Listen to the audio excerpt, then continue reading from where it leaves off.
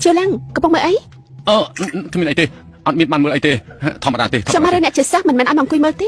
mau bảo man hay lộc tay tôi con bảo lộc phá phải nhắm tới rồi nợ bị đã rộng lướiខ្ញុំចង់គេហៅខ្ញុំថាប៉ាបងស្រីកុំធ្វើអីបងកំពុងស្វែងរកកូនជាងខ្ញុំអាចស្វែងរកឲ្យឆ្លាតជាងនឹងបានអស់ចាលេខ1មកទេហេខ្ញុំប្រាប់អញពីរបៀបរលុយតែម៉ាក់យ៉ាហៅទាំងនេះខ្ញុំបានទៅវត្ថុបុរាណនៅអូជីបងស្រីបន្ទាប់ពិធីជប់លៀងខ្ញុំអាចទៅមុនបានទេតើបងស្រីប្រាប់ខ្ញុំផងបានទេអត់ទេខ្ញុំបានប្រាប់អញហើយនេះហ្វឹងនេះគឺជាលោកប្រុសហ្វាំងដែលត្រៀមចូលរួមការប្រឡងថ្នាក់ជាតិស្អាតខ្លាំងណាស់មើលទៅស្អាតណាស់តែវាខ្លាំងខ្លាយទេថាមិនក៏ខាងខ្លាំងថបការគុជការស្រូបរបស់វាមិនមែនធ្វើពីស្បែកសូម្បីពណ៌ក៏លាបដោយដៃអ្វីដែលសំខាន់គឺឆ្លាក់លេខម៉ាស៊ីនច្បាស់ណាស់មើលចុះលោកហ្វាំងនិយាយថាម៉េចថាអ្នកលេងធំនៅក្នុងឧស្សាហកម្មហើយបានជាគាត់យករបស់ខ្លាំងៗទៅប្រកួតបែបនេះខ្ញុំកំពុងតែវង្វេងអស់ហើយចាំប្រាប់គាត់ពេលក្រោយចុះល្អណាស់ពួកគេរំតាន់ឃើញពីការផ្លាស់ប្ដូររបស់ខ្ញុំត្រូវតែធ្វើរឿងមួយឯណាកូនតូចរបស់ខ្ញុំហ្វាំងសៀវនៅខាងនោះយ៉ាងម៉េចបកគលឲ្យខ្ញុំទៅណែធ្វើទៅតែអញកំពុងធ្វើអីសុំទោសខ្ញុំគ្មានចេតនាទេដោយសារតែវារអិលប៉ុន្តែកុំបារម្ភអីនេះគឺជារបស់ខ្លាំងៗទេខ្លាំងៗប៉ិតមែនហើយវាខ្លាំងៗជាអ្វីដែលខ្ញុំចង់ប្រាប់ស្ដាប់ចុះវាខ្លាំងៗប៉ិតមែនណាហ៊ុយឯងធ្វើតែបាញ់ហើយនឹងនិយាយថាខ្លាំងៗទៀតហ៎សម្រាប់យើងវាគឺជារបស់សម្រាប់ចូលរួមប្រកួតសុំទោសខ្ញុំខុសហើយលោកហ្វាំងសោកភ័យតួខ្ញុំផងភ័យតួហ៎អូយឯងទៅពីបែទៅអូរឿងនេះកើតឡើងនៅក្នុងហាងរបស់ពួកឯងអត់តាក់ទងនឹងខ្ញុំទេហើយនេះហើយមានរឿងមួយទៀតដែលឯងត្រូវដោះស្រាយជាមួយគឺថាខ្ញុំចង់បាន10ដូចគ្នាយ៉ាងម៉េចរកខ្ញុំបានទេគឺនៅក្នុងហាងពួកឯងបើមិនចឹងទេមានបញ្ហាជាមួយខ្ញុំជាមិនខានកុំនិយាយបែបនេះអីរឿងនេះគ្មានពាក់ព័ន្ធជាមួយពួកយើងទេម្នាក់នេះគ្មានអីពាក់ព័ន្ធនឹងខ្ញុំទេបើសិនជាធ្វើឲ្យបាត់របស់គេត្រូវតែយករបស់ម្សងធ្វើបែបនេះទើបត្រឹមត្រូវអញ្ចឹងថ្ងៃស្អែកខ្ញុំមកយកប៉ុន្តែបើសិនជាមិនព្រមទេខ្ញុំនឹងយកហាងពួកឯងសងការខូចខាតកុំចង់លេងហ្គេមអីអូយភ្នែកខ្ញុំអូយឯងមិនអីទេខ្ញុំថាកុំបារម្ភអីជាកំហុសគេទេសំណាងអាក្រក់មិននឹកស្មានថាឯងធ្វើអញ្ចឹងសោះឆាប់ទៅពេទ្យទៅចូលឡើងឯងចាំមិនដឹងចាញ់ហើយ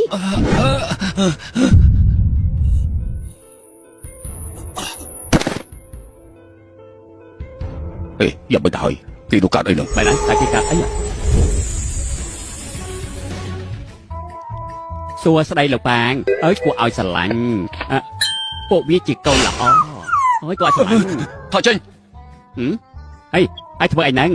មិនឯងធ្វើអញ្ចឹងមិនបាច់ចាយច្រើនវាបងស្រីសុំផងណាឯងគឺជាមនុស្សប្រុសកុំនិយាយផ្ដាស់គឺជាមនុស្សស្រីហើយជាស្រីស្អាតទៀតផងអ្នកវិការច្រឹកមែនទេ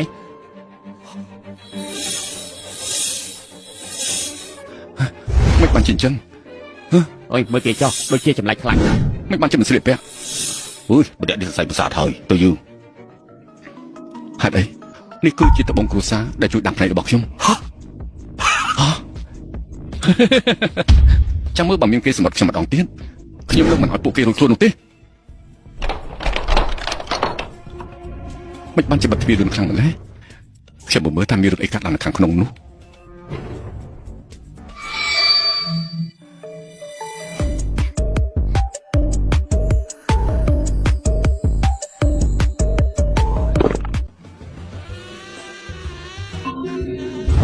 ស្អីទេមិននឹកស្មានថាលោកប្រហ្វាំងកាប់ពិតជាបងស្រីតុកតាអញ្ចឹងបានជាពេលទូរស័ព្ទទៅព្រឹកមិញមើលទៅនេះដូចជាចំណេញណាសាកល្បងសិនពេលនេះខ្ញុំកំពុងតែសំណឹងមើលនាង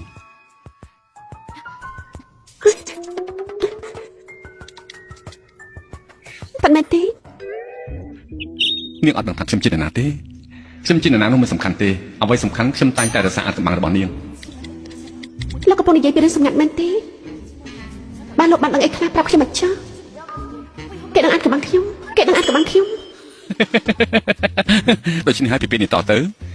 ខ្ញុំនឹងព្យាយាមស្ដាប់ខ្ញុំណាខ្ញុំនឹងតែងតែខ្លំមើលនាងជានិច្ច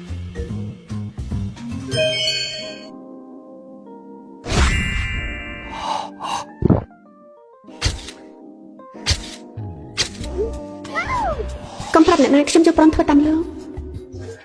ពេញចិត្តនឹងរូបថតទេចង់បានបន្ថែមទៀតទេ ប៉ុណ្ណឹងបានហើយចាំពេលក្រោយខ្ញុំនឹងថតផ្ញើបន្ថែមទៀត មិននឹកស្មានថារូបរាងអ្នកគ្រូហ្វុងស្អាតក៏មិនដឹងសោះពិតជាចង់ដេកដងរបស់ខ្ញុំខ្លាំងណាស់ល្អពិត អាក្មេងតូចឯងក៏យើងផងអី ក៏ឲ្យដែរតែមានផតតាំងទេ នេះឯងក៏យើងគួរឲ្យខ្ពើម ខ្ពើម ឯងក៏ហក់ព្រមមុននេះយ៉ាងបានឃើញបានតែក្នុងចាននេះពិតមែនពេលដែលបើកវាក៏ទៅបាត់ឆាប់ឲ្យលុយមកឲ្យមក ហេជាប្រាប់ឯងដែរឯភ្នាល់ចាញ់យើងគឺជាសំណាក់ក្រក់របស់ឯងកុំមកបន្ទោយើងអត់ទៅហើយមិនឯងចោះទៅមកដាក់យើងហ៎អត់ទឹកសុំដែរអី អីយ៉ា ជួយ មិនក៏ថាយើងធ្វើមិនបាន យ៉ាម៉េច អេ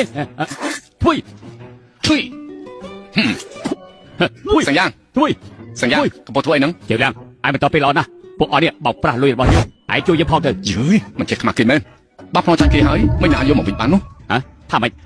ពិតបែរហើយឯងនិយាយត្រូវគឺជារបស់យើង អរទៅអេ យើងភ្នាល់គ្នាទៅ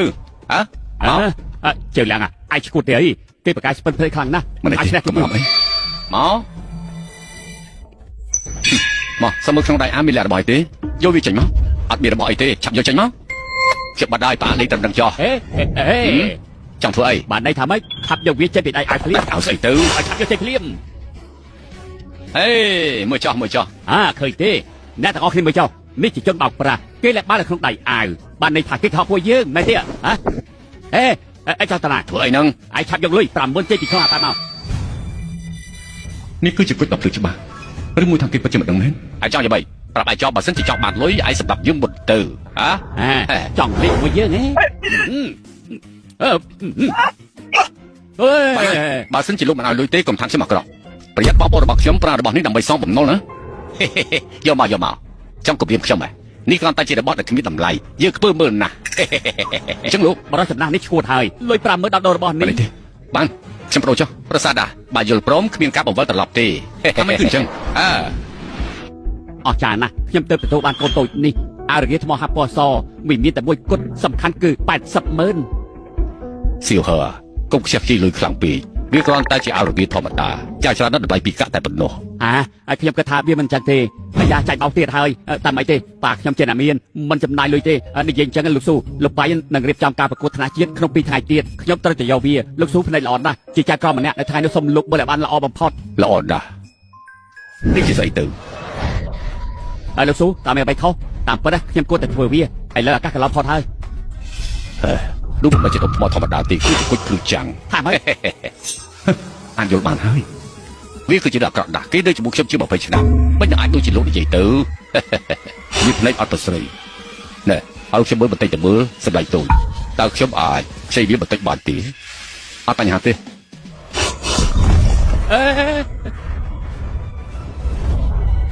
គុជភ្លឺចាញ់ចាំង បាទរបស់មានតម្លៃគឺជាសំណាងមិនដឹកសោះថាវាមាន3យ៉ាងពេចបាត់ទៅជាជើងយកទៅឯងប្រាប់ឯងចុះនេះគឺជាសិទ្ធិល្អរបស់ខ្ញុំគ្មានអ្នកណាយកបានទេណែលោកបើតាមច្បាប់មិនមែនជារបស់លោកទេ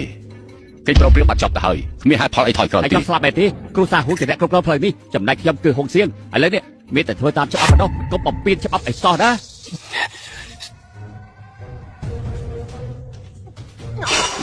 ឲ្យមកយកទៅអើយអ្នកប្រុសតូចដឹងទេដល់ប្រហែលថ្ងៃទៀត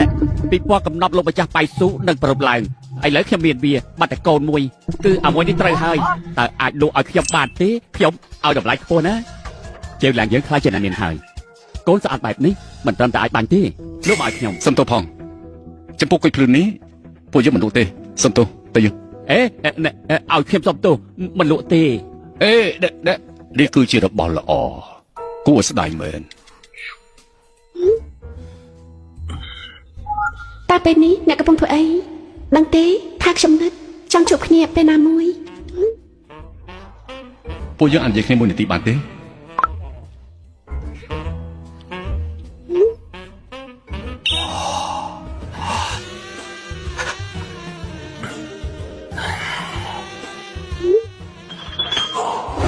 ើអាចផ្ញើរូបភាពហាទឹកឲ្យខ្ញុំមើលផងបានទេ រៀនខ្ញុំមិនស្អាតទេអញ្ចឹងហើយតែមិនហ៊ានផ្ញើឲ្យមើលបើចង់ឃើញជួបគ្នាផ្ទាល់តែម្ដងទេ នាងធ្លាប់ដឹងថាខ្ញុំជានរណាទេខ្ញុំអាចបរៀននេះបានខែស្អាតជួបគ្នានៅផ្សារស៊ីពាក់ឲ្យស៊ីបន្តិចហើយសេកឈប់ពណ៌ខ្មៅ សង្ឃឹមថានាងនឹងធ្វើតាមខ្ញុំ នេះតាមត្រង់ចុះអ្នកនាងហ្វឹងពិតជាស្អាតអស្ចារ្យណាស់ទីបំផុតខ្ញុំបានជួបហើយ ហេបងស្រីយ៉ាងមើលតើយ៉ាងម៉េចដែរស្អាតទេ បើតាមមើលទៅវាជាសម្រាប់ អូជារបស់ចាស់ ប៉ុន្តែវាល្អខ្ញុំគិតថាហាងរបស់យើងមាន ខ្ញុំចង់ដឹងថាតើនាងកំពុងតែនិយាយស្អី ជាលះ ហើយ ត្រូវតែមានការគោរព ជាលះ អឺ ជាវលាងមកនេះអ្នកកំពុងសម្លឹងមើលអី សួស្តីអ្នកនាងខ្ញុំគ្រាន់តែលេងក្បែរនេះទេ ហាសំណាងល្អដែលយើងបានជួបនៅនេះផងកូនប្រុសរបស់ឆ្កែត្រូវបានបន្ត ធ្វើអីនៅទីនេះ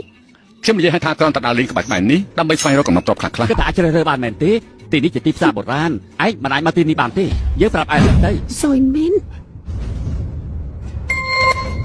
អេ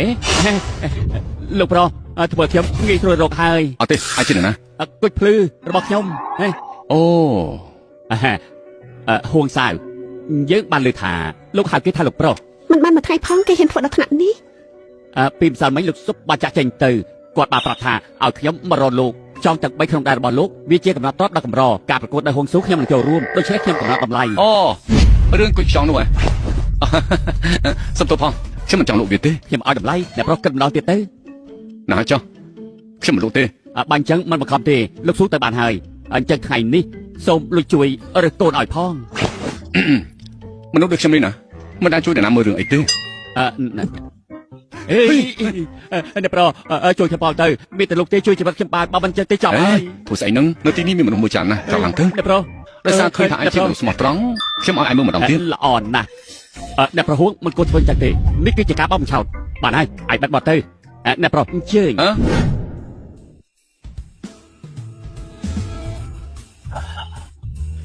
អ្នកប្រុសនៅមិនតរើបានទៀតទេ រងចាំបន្តិចសិនទៅ និយាយស្អីគេមិននឹកស្មានតតែសោះនេះជារបស់យូរហើយ មករៀមដៃនេះខ្ញុំគិតថាពិតជាល្អខ្លាំងណាស់ អ្នកនាងម្រាមដៃនេះសំណាងល្អណាស់ថ្ងៃក្រោយវានឹងហុចផលល្អ អេហេតុអីបានដឹងមករៀមដៃល្អបាត់នេះមិនបានជាគ្មានអ្នកណាយកវា ហើយ អញ្ចឹងបានជាអ្នកបើវាពេញមួយថ្ងៃដោយសារនឹកឃើញថាវាល្អមែនទេ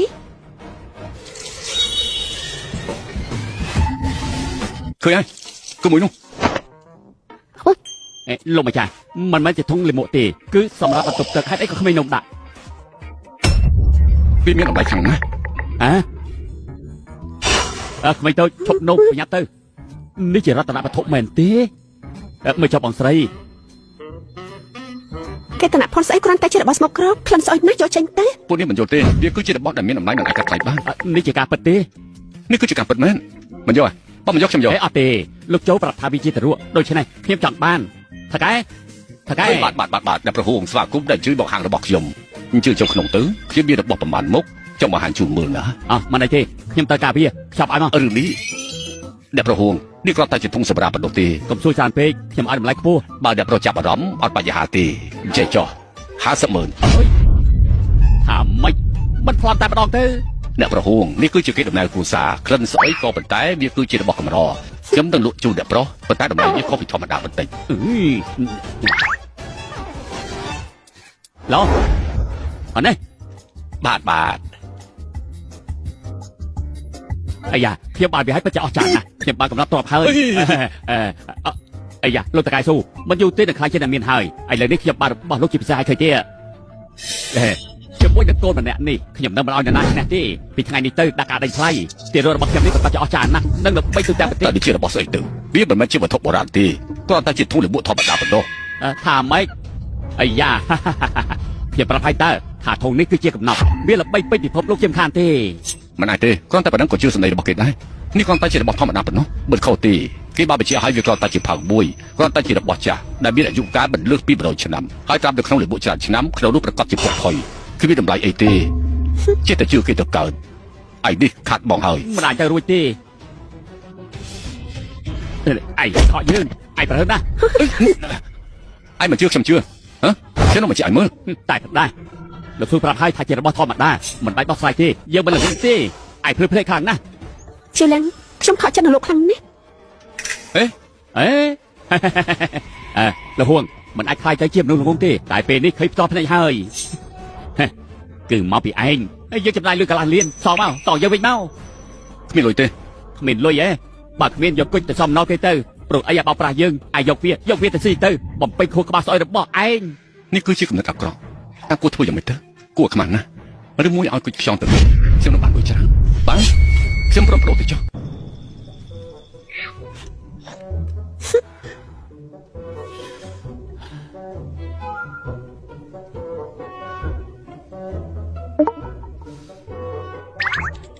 ពេលនេះកំពុងធ្វើអី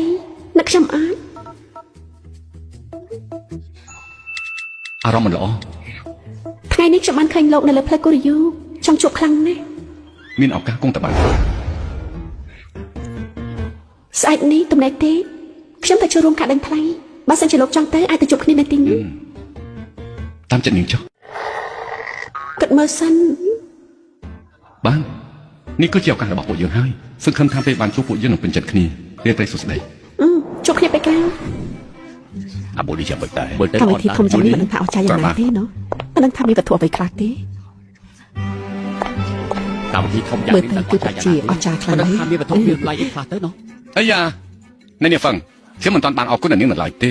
កំណប់នៅហាងរបស់នាងមិនល្អសោះប្រាប់ខ្ញុំថាជាកំណប់ប៉ុន្តែគឺជារបស់អន់នាងមិនអាចយកឈ្នះខ្ញុំទេចាំតែមើលចុះ អ្នកប្រហ្វាំងបានចំណាយសម្រាប់កំណត់នេះឲ្យលោកនោះជាបំណុលពួកយើងខ្ញុំនឹងលុបអសរឲ្យបានស្អី យយទោះជាយ៉ាងណាវានៅតែជាលេខកូដបង្ខំខ្ញុំមកទិញវត្ថុបុរាណនោះមិនអាចទុកថាជាបំណុលបានទេមិនថាអញ្ចឹងហ៎ម្យ៉ាងទៀតនាងគួរតែដឹងថាខ្ញុំចង់បានអ្វីហើយក ុំធ្វើអញ្ចឹងដាក់ខ្ញុំចេះគោរពខ្លះផង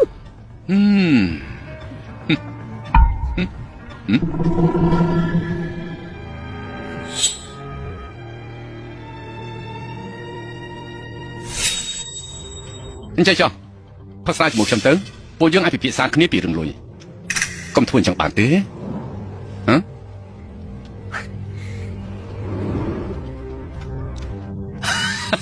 ធ្វើអញ្ចឹងទៅត្រូវអ្នកប្រហ្វាំងអ្នកប្រមកហើយហ៎ធំខ្លាំងស្អុយខ្លាំងណាស់ តើមកធ្វើអី ខ្ញុំគ្រាន់តែយករបស់យកមកឲ្យគេ ឯងចង់ចូលរួមការតាំងពិព័រណ៍ដូចគេមែនទេមើលខ្លួនឯងទៅមើលហ៊ានចូលមកទីនេះដោយមិនខ្លាចមានរឿងស្មានថាគ្មានអ្នកណាធ្វើអីឯងមែនទេ ខ្ញុំយល់ពីសម្ដីរបស់លោកប៉ុន្តែខ្ញុំមកនេះគឺមានកិច្ចការសំខាន់ មនុស្សចេះល្អណាស់អាហារក៏បន្តិចដែរអបសាទរសួស្ដីអ្នកទាំងអស់គ្នាមើលទៅទាំងហើយខ្ញុំយកស្អីមកចូលរួមនៅក្នុងកម្មវិធី សួស្ដីលោកហួងមើលទៅអ្នកទាំងអស់គ្នាប្រកាសជាសប្បាយក្នុងការចូលរួមនេះហើយអរគុណ អីយយលោកហួងដូចជាមានសម្ដីលឺពេកហើយកែមិនតន់ចាប់ផ្ដើមទេកុំអើអបអរមុនអីមានខ្ញុំនៅកុំសង្ឃឹមថាឈ្នះឲ្យសោះ កុំស្មានអី យ៉ាងម៉េចពួកយើងជាអ្នកស្គាល់គ្នា ហើយទៅក្មេងម្នាក់នេះម្សិលមិញបានបោកខ្ញុំមកទិញធុងលាមក ដោយសារតែធុងនោះលោកគ្រូខ្ញុំចំណាយលុយអស់កន្លះលានតាមមិនឆ្ងល់ទេយ៉ាងម៉េច ថាម៉េច អ្នកប្រុសកុំអារម្មណ៍អីវាមិនបាត់បង់ទេខ្ញុំឮថាគេជួយដូរគុជឲ្យកាលពីម្សិលមិញលោករកលុយបានច្រើនណាស់ប្រាប់ខ្ញុំផងមកមើលអ្នកណាលោកអ៊ំយ៉ាងនេះ គឺវា មិនចម្លែកទេមនុស្សស្មានថានៅក្នុងលោកមានមនុស្សល្ងីល្ងើបែបនេះប៉ុន្តែមានសមត្ថភាពធ្វើរឿងធំយកគុជបដូរជាមួយនឹងធុងលាមកឆ្លាតណាស់និយាយប៉ុណ្ណឹងបានហើយមនុស្សអាក្រក់ ជាវលាងតាមការពិតខ្ញុំគួរតែអរគុណឯងបើមិនបានឯងទេខ្ញុំក៏មិនបានដឹងថាគុជនេះវាល្អរបៀបណាដែរជារបស់មានតម្លៃសម្រាប់ជី អា វិត យ៉ាអ្នកប្រហួងនេះគឺជាដង្ហើមធំខ្ញុំគ្មានទេពកោសលទេតែខ្ញុំទទួលគេមកដកគ្រួសារហ្វឹងដូច្នេះហើយលោកមិនអាចឈ្នះខ្ញុំទេ អាយ៉ាកុំអាននិយាយអីតតែសាកល្បងសិនទៅម្សិលមិញបើសិនជាខ្ញុំបានព័ត៌មានប្រហែលជាខ្ញុំអាចខ្លាចលោកប៉ុន្តែពេលនេះខ្ញុំមានគុជភ្លឺចាញ់ចាននៅក្នុងដៃខ្ញុំខ្លាចអ្នកណាឡើយ គួរស្ដាយណាស់គ្មានអ្នកណាម្នាក់ឈ្នះទេព្រោះកូនរបស់ខ្ញុំជាតបសម្បត្តិជាតិរបស់ហុងជឹង ចុះកូនរបស់ឯងតាមមើលទៅប្រហែលជាធុងលាមកហើយក ុំតន់អាសន្នឋាន យើងនិយាយត្រូវវាធំខិនស្អុយខ្លាំងណាស់គ្មានអ្នកណាទៅទៀតទេឯងច្បាស់ជាយកធុងលាមកនោះមកហើយ ដឹងថាថ្ងៃនេះជាថ្ងៃស្អីទេអ្នកណាគឺយកធុងសម្រាប់មកធ្វើបែបនេះមិនចេះខ្មាស់គេមែនហ៎ ជាលៀងមិនតែដាក់គណៈអធិបតីមកប្រយ័ត្នចឹងទៅកុំឲ្យខ្មាស់គេទន់ យ៉ាងម៉េចអញ្ចឹងមានអីគួរខ្លាចទៅហ្គេមនេះខ្ញុំទៅតែឈ្នះ តែសរសៃកខ្លាំងម្ល៉េះកុំទុកចិត្តខ្លាំងពេកបើគាត់បាត់ភ្នំជាមួយយើងទៅបើធុងនេះជារបស់ល្អសម្រាប់ជាតិខ្ញុំនឹងជង្គង់ចំពោះមុខឯងសូមចុះចាញ់ឲ្យឯងនោះដាក់មាត់យើងតែយើងនឹងលៀងបាត់របស់ឯងចេញ អាយូល្អណាស់អ្នកប្រហ្វាំងហ៊ានផ្លោជាមួយនឹងខ្ញុំទេ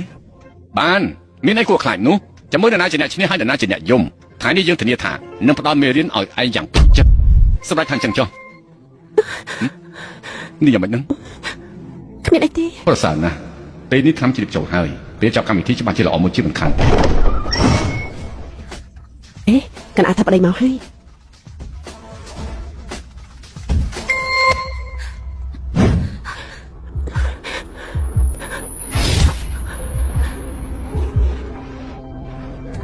លោកไปพร้อมเลยឈ្មោះលោកយូរមកហើយលោកគឺជាម្ចាស់នៅហាងស៊ូចំណែកខ្ញុំគឺជាម្ចាស់ហាងរីករាយដែលបានជួបលោកថ្ងៃនេះសូមស្វាគមន៍ខ្ញុំលើយូរមកហើយថាហាងចៅនេះសម្បូរទៅដោយសម្បត្តិជាតិនៅថ្ងៃនេះក៏បានឃើញផ្ទាល់ភ្នែកខ្ញុំតែសារចង់ឃើញរបស់ទាំងអស់នេះណាស់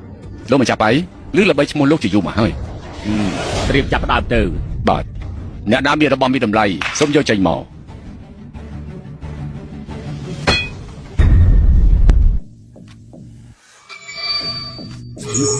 ចង្ក្រានសម្រាប់មានដំណំនេះពណ៌ប្រាក់គ្រឿងក្រអូបប្រើពាក្យពេញរាងកាយជារបស់កម្របើធៀបនៅរបស់ផ្សេងក្នុងលោកនេះគឺធ្វើពីលោហៈ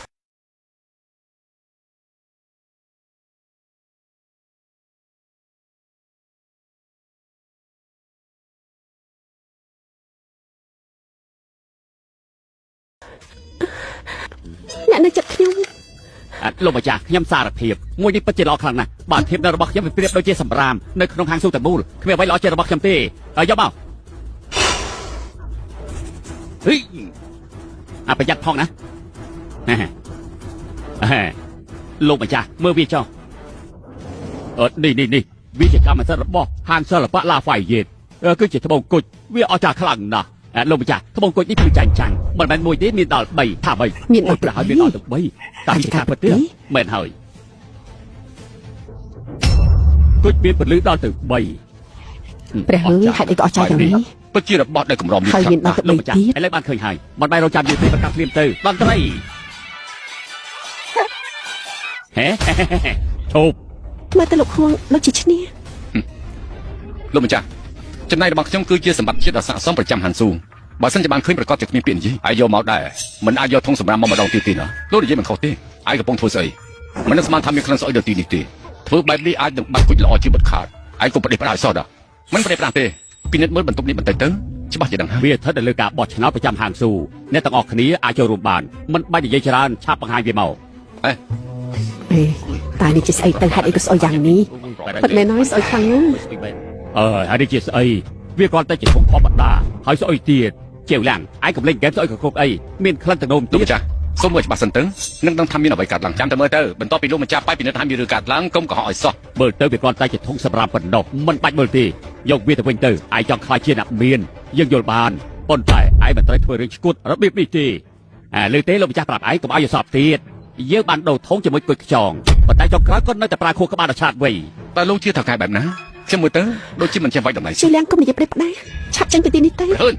សម្ដីរបស់ឯងដូចជាឆ្លោះពេក ថា ហើយ ខ្ញុំទៅតកែទៅប្រយ័ត្នយើងហៃវត្តឯង ឥឡូវដែរឯងនិយាយឲ្យប្រយ័ត្នសម្ដីរបស់ខ្លួនឯងផង អត់ឲ្យឈប់សិនពួកឯងចង់ដួលមែនទេបានធ្វើបែបនេះបើពិនិត្យមើលទៅវាជារបស់ខ្លែងខ្លាយឯងហ៊ានចូលរួមប្រកួតទេ ល្អថ្ងៃនេះខ្ញុំនឹងឲ្យពួកឯងមើលឃើញឲ្យច្បាស់យកមក ជាលៀងធ្វើអី ស្អីគេទៅដល់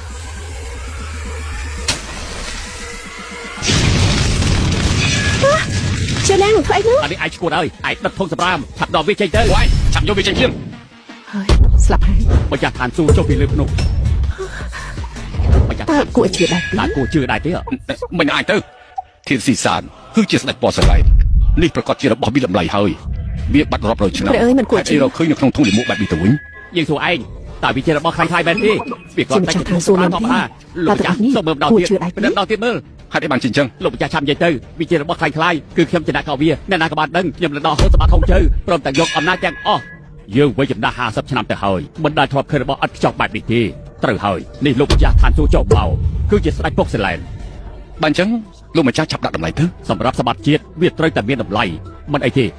ខ្ញុំប្រកាសជាផ្ដល់តួលេខឲ្យ ល្អណាស់តម្លៃ1លាន មិនអាចមានតម្លៃ10,000លានទេ គឺ1លានថាម៉េចរបស់ល្អអាចនិយាយថាវាហួសពីពិភពមនុស្សជារបស់សម័យបុរាណព្រះមហាក្សត្រមិនត្រូវបាត់បង់ទីក្រុងជាទ្រូទេដូច្នេះវាមានតម្លៃណាស់ លោកម្ចាស់បើអញ្ចឹងមែនប្រញាប់ចាត់ចែងដាក់តម្លៃទៅ ខ្ញុំសូមប្រកាសសម្បត្តិជាតិហាងស៊ូជាកម្មសិទ្ធិជាវលាំង ចា៎ទៅជិះ វ៉ាវមិននឹកស្មានថាអស្ចារ្យយ៉ាងនេះសោះ ខ្ញុំឲ្យដល់លោកម្ចាស់បាយទៅពីអ្នកគិតខុសស្ទើរតែទុកចោលទៅហើយវាមិនដែលឃើញពលឺថ្ងៃតតែសោះ ជាលៀងខ្ញុំដូចជាអារម្មណ៍ស្រួលទេ ខ្ញុំជួយនឹងទៅ អត់ទេវាជារបស់ខ្ញុំបានទិញវាកុំមើលមកខ្ញុំមិនជាអ្នកបោះទេ ជួយភ្លាមមកលោកម្ចាស់បាយដល់ទីនេះកុំធ្វើឲ្យខុសសណ្ដាប់ធ្នាប់ នេះនៅហេតុនិយាយទៀតបើកុំតែលោកខ្ញុំបានធ្វើខុសទេលោកបានបន្លំខ្លួនធ្វើជាបេដើម្បីអោបប្រាស់សូម្បីតែបញ្ជាក់ពីគុណភាពខុសគ្នាថាវាយ៉ាងម៉េចក៏មិនហ៊ានប្រាប់ខ្ញុំផង ឯងនិយាយថាម៉េច តាមពិតទៅខ្ញុំទុកពេលឲ្យរួចហើយរបស់នេះមើលទៅតម្លៃរបស់វាក៏មិនធម្មតាដែរចង់បានវិញឯងកំពុងតែយកសັບធំហើយពួកយើងខ្នល់គ្នាទៅឯងលើកជង្គង់ចុះហៅខ្ញុំថា ឲ្យយើងលើជង្គង់ហៅឯងថាប៉ាវាមិនអាចទៅរួចទេ លោកហួងគឺជាគ្រូសាមួយដល់ល្បីបានរបស់គេជាជាងហានស៊ូដែលមានគេឈ្មោះល្បីឯងបែរជាឲ្យគេលើកជង្គង់ឯងទុកគេនឹងជាអ្នកបម្រើមែនទេតាមការពិតទៅគេស្ទើរតែទុកឯងចោលទៅហើយឆាប់លើកជង្គង់ហៅយកថាប៉ាទៅតើឯងជាស្អីទៅ ជឿលៀងប៉ុណ្ណឹងចុះគ្រួសារពួកគេមិនធម្មតាទេកុំញ៉ៃញ៉ាជាមួយពួកគេឆាប់ចាក់ចេញពីទីនេះទៅ លើកជង្គង់ ធ្វើក៏បានលោកប៉ាជឿឡើងចាំទុកយើងនឹងសំសឹកមនុស្សល្ងងដូចជាឯងមិនអាចធ្វើអ្វីយើងបាននោះទេ អូ ហេចង់តានឹងកុំប្រញាប់ខ្លាំងពេកយ៉ាងម៉េចកុំគិតថាឯងមានកិត្តិយសផលជាតិអាចធ្វើអ្វីបានតាមចិត្តណាស្ដាប់ឲ្យច្បាស់តាមពិតគាត់គឺជាមនុស្សស្អាតស្អំពេញមួយជីវិតទៅហើយឯងឲ្យគាត់លើកជង្គង់តែសំមិនបាច់លើកជង្គង់ក៏បានដែរ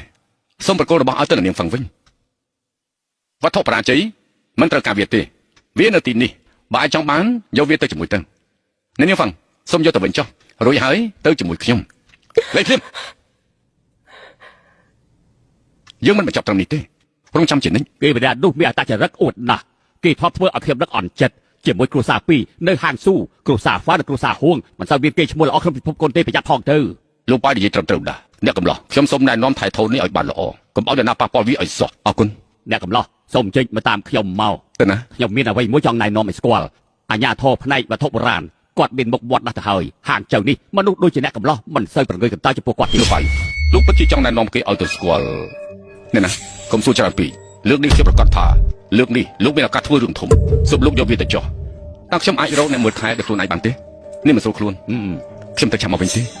តាមខ្ញុំមក ទៅលោកម្ចាស់មិនតាន់ដល់ទេ មិនអីទេចាំជួបគ្នាពេលក្រោយដើម្បីប្រកល់វាឲ្យទៅឈិនទៀនស៊ីវាត្រូវមានសុជីវធម៌ ទៀនស៊ីស្ដាប់ទៅដូចជាប្រសង កុំនិយាយអញ្ចឹងទៀនស៊ីគឺជាគ្រូវត្ថុបុរាណពិតប្រាកដគាត់មានទេពកោសល្យណាស់ខ្ញុំរៀនពីគាត់តែត្រូវបានគាត់បដិសេធឆាប់ចូលទៅមានឥទ្ធិពល អេសៀវប៉ៃមកដល់ហើយសៀវប៉ៃគាត់ហៅឈ្មោះលោកម្ចាស់ប៉ៃតែសៀវប៉ៃ ឈិនទៀនស៊ីថ្ងៃនេះគឺបានជួបវត្ថុបុរាណមួយវាជារបស់កម្រខ្ញុំចង់ឲ្យលោកមើលវាឥឡូវនេះ យកវាមកម្ចាស់ឋានសួគ៌ចុះពីភ្នំបើកវាទៅខ្ញុំគិតថាលោកអាចឃើញវា ព្រះហើយនេះខ្ញុំមិនអាចឃើញតលទេសោះមិនដឹងថាកំណប់នេះលាក់ទុកតាំងពីពេលណា ធុងលីមុខក្លិនមិនល្អតែមានអត្ថន័យដោយសារវាស្រោបមានដ៏ធ្ងន់ហើយពីពណ៌ស្ដែងពីខាងក្រៅទើបធ្វើឲ្យលោកមើលច្រឡំ លោកម្ចាស់ពិតជាម្ចាស់ឋានសួគ៌មែនខ្ញុំប្រាប់តែបន្តិចតែនិយាយការពិតខ្ញុំមិនទទួលស្គាល់វាទេការពិតក្មេងម្នាក់នេះគេមានភ្នែកធំដែលអាចមើលវាស្គាល់ អូឯងជាអ្នកឃើញមែនទេល្អណាស់ល្អណាស់ គេក៏ទៅដាក់វាក្នុងធុងសម្រាមបន្ទាប់មកខ្ញុំគិតថាវាជាអ្នកបង្ករឿងមិនស្មានថាបន្ទាប់មកគេបានដុតវាស្រាប់តែចេញពីពុកសាឡាយមកពិតជាអស្ចារ្យណាស់ ខ្ញុំមិនដឹងថាលោកពេញចិត្តវាប៉ុណ្ណាឲ្យខ្ញុំមើលអ្នកកំឡោះសូមលោកមកឈរខាងនេះមក ទៅភ្លាមទៅ អ្នកកំឡោះខ្ញុំសួរឯងមួយវាប្រៀបបាននឹងពន្លឺមាសនៅក្រោមដំបូលផ្ទះរបស់អ្នកបញ្ជាក់ថាគឺជាមនុស្សដែលមានទ្រព្យសម្បត្តិមហាសាលប៉ុន្តែឯងត្រូវប្រុងប្រយ័ត្នផាំងពុកសាឡាយនេះនឹងបង្កបញ្ហាដល់ឯងថាម៉េចអ្នកកំឡោះស្មោះត្រង់ណាស់មិនដែលសាងបាបទើបមានកិត្តិយសផលជាតិបែបនេះតែជួបនឹងគ្រោះថ្នាក់នៃការខកខានតែមានបរិសុទ្ធចំណាំម្នាក់អាចជួយឯងបានធ្វើជាសិស្សរបស់គាត់គ្មាននរណាហ៊ានធ្វើបាបឯងនោះទេ លោកម្ចាស់សិនអានេះកំពុងចាប់សិស្ស និយាយទៅខ្ញុំមិនអាចទ្រាំទ្រចំពោះទេពកោសលដោយព្រះធ្លាក់ពីលើមេឃដូច្នេះខ្ញុំចង់បានសិស្សប៉ុន្តែត្រូវគោរពច្បាប់ផ្ទះខ្ញុំនឹងការពារឯងហាតើមានច្បាប់អីត្រូវគោរពតាមខ្លះទៅ ហើយជើងឡើងឆាប់យកព្រមទៅ ស្ដាប់ទៅគាត់ហាក់ដូចជាមានចេតនាអ្វីមួយបានខ្ញុំតាមគាត់នឹងមានលុយហូរចូលហើយខ្ញុំនឹងល្បីនឹងហើយជើងត្រូវហើយទេវតាមិនចំណាននឹងមនុស្សល្អខ្ញុំមិនត្រូវពឹងផ្អែកទេសូមទោសលោកម្ចាស់ខ្ញុំមិនដែលគិតដល់រឿងនេះទេ ហើយជើងឡើងឯងកុំឈួតអីឱកាសបែបនេះកម្ររកបានខ្លាំងណាស់មនុស្សជាច្រើនមិនអាចទទួលបានទេហេតុអីក៏អាចបដិសេធ អរគុណទឹកចិត្តដ៏ល្អ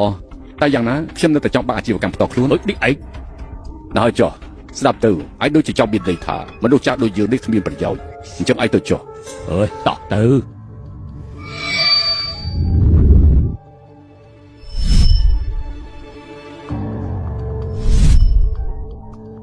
វាគឺជាការបដិមរៀបដៃមិនដឹងថាលោកបានបញ្ចូលនេះមកពីណាទេហើយសួរយើងបែបនេះមានមនុស្សចិត្តល្អម្នាក់យកមកឲ្យយើងរើសវាចេញមកពីភាពក្រខ្វក់តែបើនិយាយពីគុណភាពហើយនឹងតម្លៃរបស់វាគឺជារបស់ល្អបំផុតមនុស្សចាស់ចូលចិត្តវាខ្លាំងណាស់អត់ទេវាដូចជាផ្លាច់ណាឯងចង់ថាវាខ្លាយខ្លាយឯងមិនចេះមើលទេមិនបានជាឯងដឹងមុននេះបរិសុទ្ធចំណាស់បានសរសើរឯង តែឯងប្រើសម្ដីមិនសមហេតុផលលោកម្ចាស់ខ្ញុំថាលោកម្ចាស់និយាយមិនត្រឹមត្រូវដោយសារតែវាគឺជាសនាក្រក់គិតទៅក៏លក់បានយកវានឹងធ្វើឲ្យខូចរាងកាយតែបដោះនេះគឺជាអបិយជំនឿបដិបដោះឬជាច្រើនទៀតគឺជាពាក្យជាចាប់អារម្មណ៍ឯងមិនត្រូវចេះតែសម្បានចំពោះរឿងដែលមិនទាន់កើតឡើងពីឯងគិតថាឯងប្រសើរជាមនុស្សចាស់ធ្វើការឲ្យយើងការងារយើងខុសពីក្មេងៗ អើយអាជើឡើងគួរសួរអ្វីដែលអាចសួរបានអាចបិទមាត់ក៏បាន លោកម្ចាស់អ្វីដែលគាត់និយាយពិតជាខុសមែនអ្នកណាប្រាប់ថាខ្ញុំអត់របស់នេះទៅលោកបានធ្វើនៅរឿងអាក្រក់ពេលនេះគឺជាមិត្តមិនចំណាយពេល3ថ្ងៃទេលោកប្រកាសជាស្រីអីឯងធ្វើឲ្យយើងខឹងខ្លាំងណាស់សៀវបៃចាប់នាំគេចេញទៅច្បាស់ជាមានរឿងខុសចំពោះរឿងនេះឯងនឹងនិយាយខ្លាំងទៀតហ៎ឯងចាំមើលចោះនៅហាងជើគ្មានអ្នកណាទិញវត្ថុបុរាណឯងទេហើយក៏គ្មានអ្នកណាចុះកិច្ចប្រំពៃជាមួយនឹងឯងដែរយើងទៅឲ្យឯងយកទៅធ្វើជាផ្ទះដូចបានហើយអត់ទេឆាប់ទៅលោកគ្រូបើ3ថ្ងៃទៀតលោកគ្រូមិនស្គាល់ខ្លួនទេការដែលលោកចោលមកខ្ញុំនោះគឺជារឿងមិនត្រឹមត្រូវវាមិនអាចជួយអ្វីដល់លោកទេលោកគ្រូចង់ចាំអ្វីទាំងអស់នេះពិតជាសាហាវពេកហើយហ៊ានធ្វើយ៉ាងនេះដាក់ខ្ញុំផងហ៎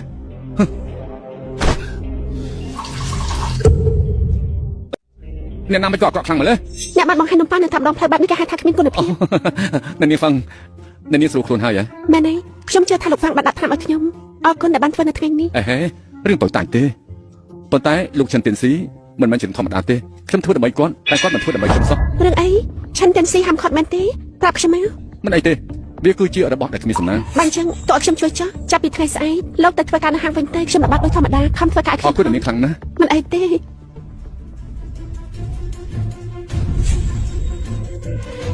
ជឿឡើងមិនបានចាយមកអ្នកណាឲ្យមកបងស្រីហេតុអីនៅជាមួយគេរហូតខ្ញុំជិះឲ្យគេត្រឡប់មកធ្វើការនៅហាងរបស់យើងវិញនេះបងគិតស្អីគ្រាន់តែជាសត្វកណ្ដុរទៅតាមផ្លូវគ្មានបានការអីទាំងអស់បងយកវាមកវិញកុំនិយាយអញ្ចឹងទ្រព្យសម្បត្តិចូលក្នុងហាងរបស់យើងវិញគេគឺជាអ្នកធ្វើការបម្រើយើងវាមិនអីទេបងស្រីថាកែហ្វាំងហ្វាំងយួនមកធ្វើអីហើយយ៉ាគ្មានអីគួរឆ្ងល់ទេខ្ញុំមកនេះគឺដើម្បីទានលុយនេះគឺជាហាងរបស់នាងចិត្តដល់ថ្ងៃកំណត់ហើយខ្ញុំមកយកលុយគឺឯងមិនសមមិនលឺថាឯងត្រូវបានបញ្ជូនទៅកាន់ឋានសួគ៌ឥឡូវនេះនៅក្នុងហាងសួគ៌តមូលគេព្យាយាមសម្រាប់ឯងគ្មានអ្នកណាអាចជួយឯងទេតែកែហ្វាំងបើមិនជឿទេចាំទៅមើលចុះឈិនធីនស៊ីថាអនុញ្ញាតឲ្យខ្ញុំធ្វើពាណិជ្ជកម្មខ្ញុំក៏ប្រាប់ថាខ្ញុំមិនមែនជាអ្នកដទៃទេគ្រាន់តែប៉ុណ្្នឹងមានអីខុសឯងមិនបាននិយាយទេរឿងឯងគ្មានប្រយោជន៍ខ្ញុំមកនេះដើម្បីទានលុយចាប់យកលុយឲ្យខ្ញុំមកគ្មានទេគ្មានលុយបើសិនជាគ្មានលុយថោនេះល្អណាស់លោកធ្វើអីណានេះមិនអីទេបើគ្មានលុយហាងនេះប្រគល់ឲ្យខ្ញុំមកខ្ញុំធ្វើជាម្ចាស់ថ្ងៃក្រោយវានឹងខ្លាចទៅជារបស់ខ្ញុំអ្វីគ្រប់យ៉ាងនៅទីនេះជារបស់ខ្ញុំចង់ធ្វើអីក៏បានខ្ញុំចង់កំតិចតាមចិត្ត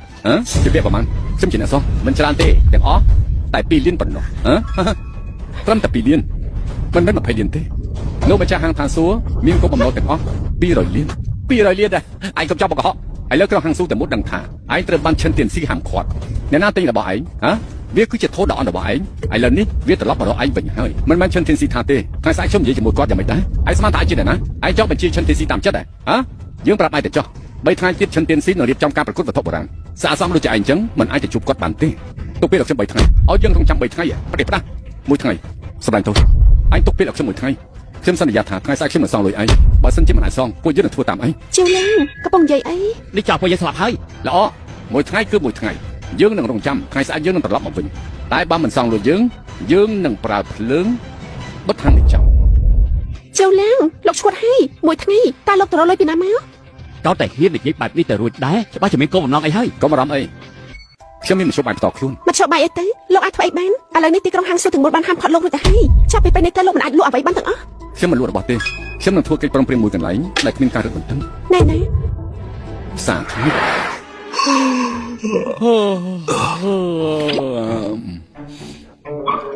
ចង់ឃើញស្រោមជើងណា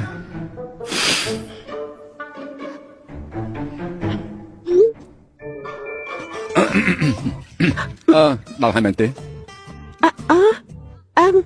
ដល់ហើយអ្នកនាងហ្វាំងទីនេះគ្មានសុវត្ថិភាពទេទុកឲ្យខ្ញុំចុះទៅតែម្នាក់ឯងល្អជាងប្រយ័ត្នខ្លួនផងបាទទីនេះគឺនិយាយភាសាខ្មែរអ្នកកំឡោះមានអ្វីខ្ញុំជួយទេគឺនាងអូយហានីបាត់តាណាយូរម្ល៉េះខ្ញុំមិនដាល់ស្គាល់ទេនេះគឺជាលើកទី1ហើយដែលខ្ញុំស្វែងរករបស់ល្អនៅទីនេះអាយ៉ូយបានមកដល់គឺល្អហើយនៅទីនេះគឺស្ថិតរបស់ល្អចាំខ្ញុំបង្ហាញបងណាមកសូមជឿខ្សែដៃមួយខ្សែនេះតើយ៉ាងម៉េចដែរពេញចិត្តទេ អើយมันเป็นจัดហើយខ្ញុំគិតថារូបបដិមាល្អជាអ្វីទាំងអស់វាមកពីរាជវាំងយ័ន្តរាជវាំងមីងនឹងឈេងហានេះមើលម្ដងទៀតទៅគួរតែយកមួយនេះទៅវាមានពណ៌ខៀវនិងពណ៌សមើលទៅស្អាតណាស់ ណាខ្ញុំចង់បានរបស់ដែលល្អជាងនេះ អូហូយអាយុហើយមិនក៏ប្រាប់អាក្រក់មែនអេថ្ងៃនេះមានគេចូលទៅក្នុងរណ្ដៅ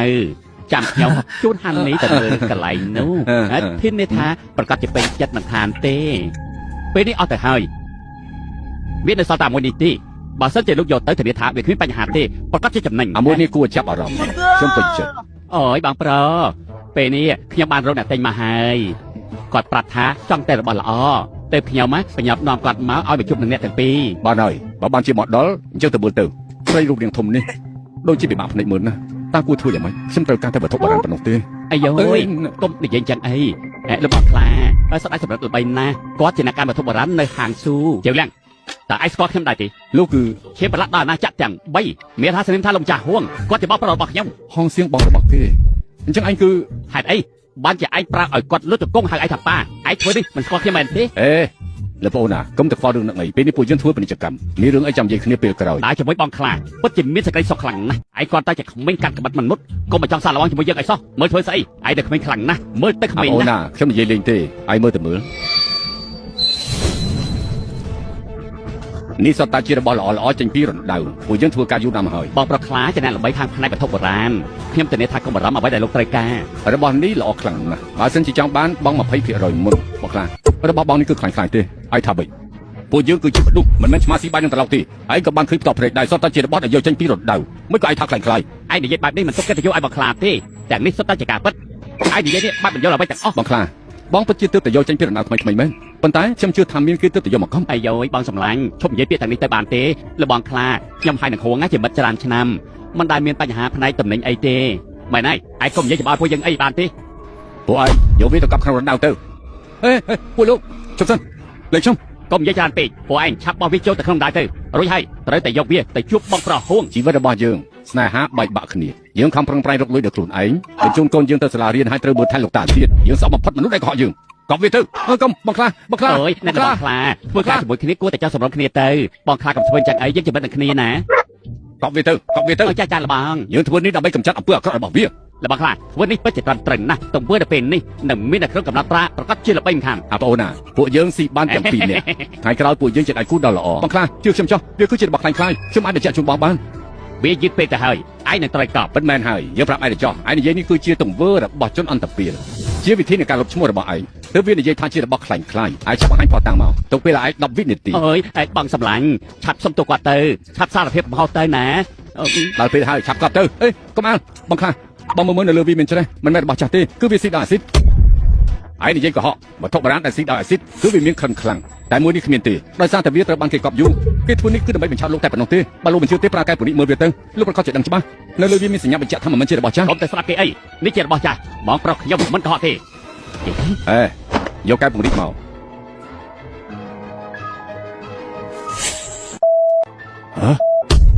ជារបស់ខ្លាំងខ្លាយមិនបានជាវាមានឆ្នូតពណ៌លឿង ខ្ញុំអត់ដឹងអីទេខ្ញុំលើកគេប្រាប់ថាទីនេះមានខ្ញុំក៏មកភ្លាមខ្ញុំនិយាយពិតខ្ញុំក៏ជាជនរងគ្រោះដែរ យ៉ាបីឯងគិតថាយើងល្ងងមែនទេឯងជ្រើសរើសកន្លែងនេះហើយឯងក៏ជាអ្នកជីកព្រមទាំងកំណត់តម្លៃទៀតផងឯងចង់មើលងាយយើង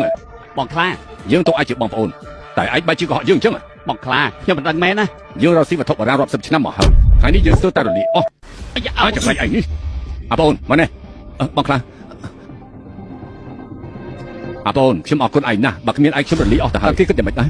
បងខ្លាហើយចំពោះកំណប់ទាំងអស់នេះ យើងមិនចង់បានរបស់ខ្លាំងៗទេបងខ្លាស្ដាប់ខ្ញុំសិនបងគ្មានអ្វីបាត់បង់ទេប្រាប់ឲ្យគេទុករបស់ហើយឲ្យគេទៅចុះ ឯងនិយាយជំនួសខ្ញុំតែខ្ញុំមិនល្ងងទេបងខ្លាពួកយើងប្រយុទ្ធគ្នាទៅយើងធ្លាប់ជាបងប្អូនគ្នាហេតុអីត្រូវមកស្ដាប់សម្ដីអំណាចនេះដោយដាក់តតកម្មខ្ញុំពេកហើយ យើងមិនតឹងតែងចំពោះឯងទេពួកឯង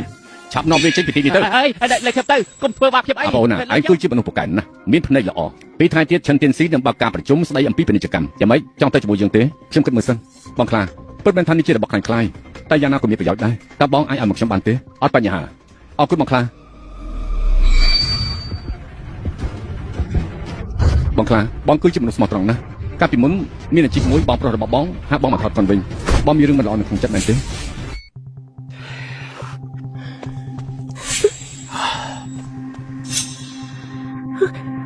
ជឿឡើ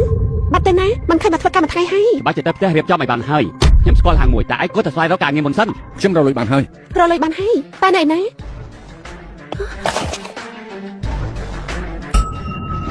សត្វតែវត្ថុបុរាណច្រើនណាស់បានពីណាមក កុំខ្លាចអីជារបស់សុចរិតវាអាចទិញហាងរបស់ពួកយើងមកវិញ អស្ចារ្យណាស់របស់ទាំងនេះនឹងជួយអាហាររបស់យើងបានល្អជាលៀងប្រកែកណា តើកែហ្វាំង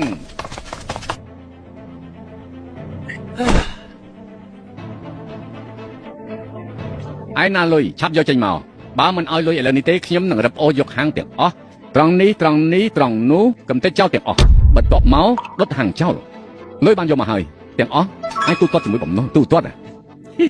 អញនិយាយលេងទេដឹងហើយនេះគ្រាន់តែជារឿងឆាប់រងតែប៉ុណ្ណោះឯងបានលុយមកពីណាទូលុយទ្រព្យសម្បត្តិទាំងអស់នៅក្នុងហាងក៏មិនគ្រប់ផងឯងធ្វើមិនសមបំណុលរបស់យើងបាននោះ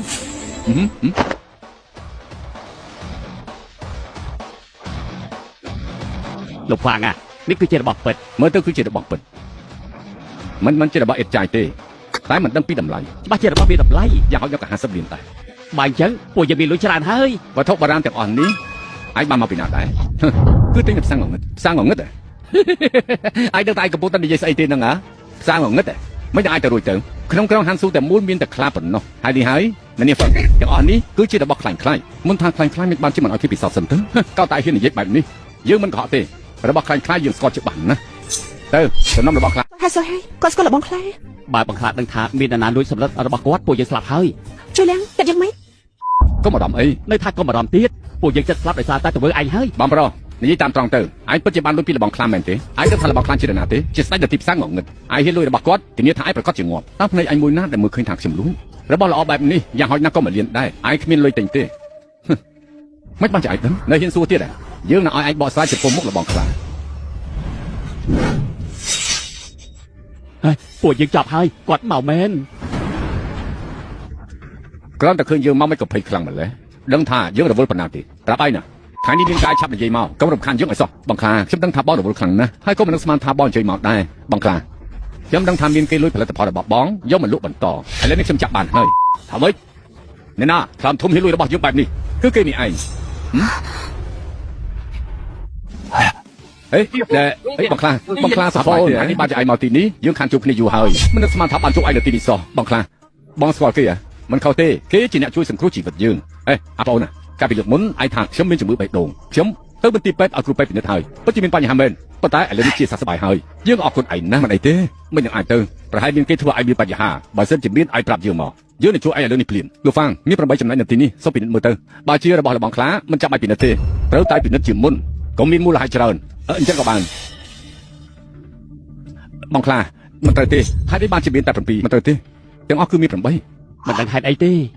មិនត្រូវទេវាមាន8មិនគិតនៅសល់តែ7ច្បាស់ជាមានអ្នកណាលាក់ដោយសម្ងាត់ហើយ ហេតុអីបានមើលមុខខ្ញុំមិនបានយកទេ ឯងមានមិនចតាបែបនេះទេ ខ្ញុំសួរបើឯងចូលមែនឆាប់ប្រកួតឲ្យគេវិញមក ខ្ញុំមិនបានយកទេ ហើយមិនគួរឲ្យជឿសោះ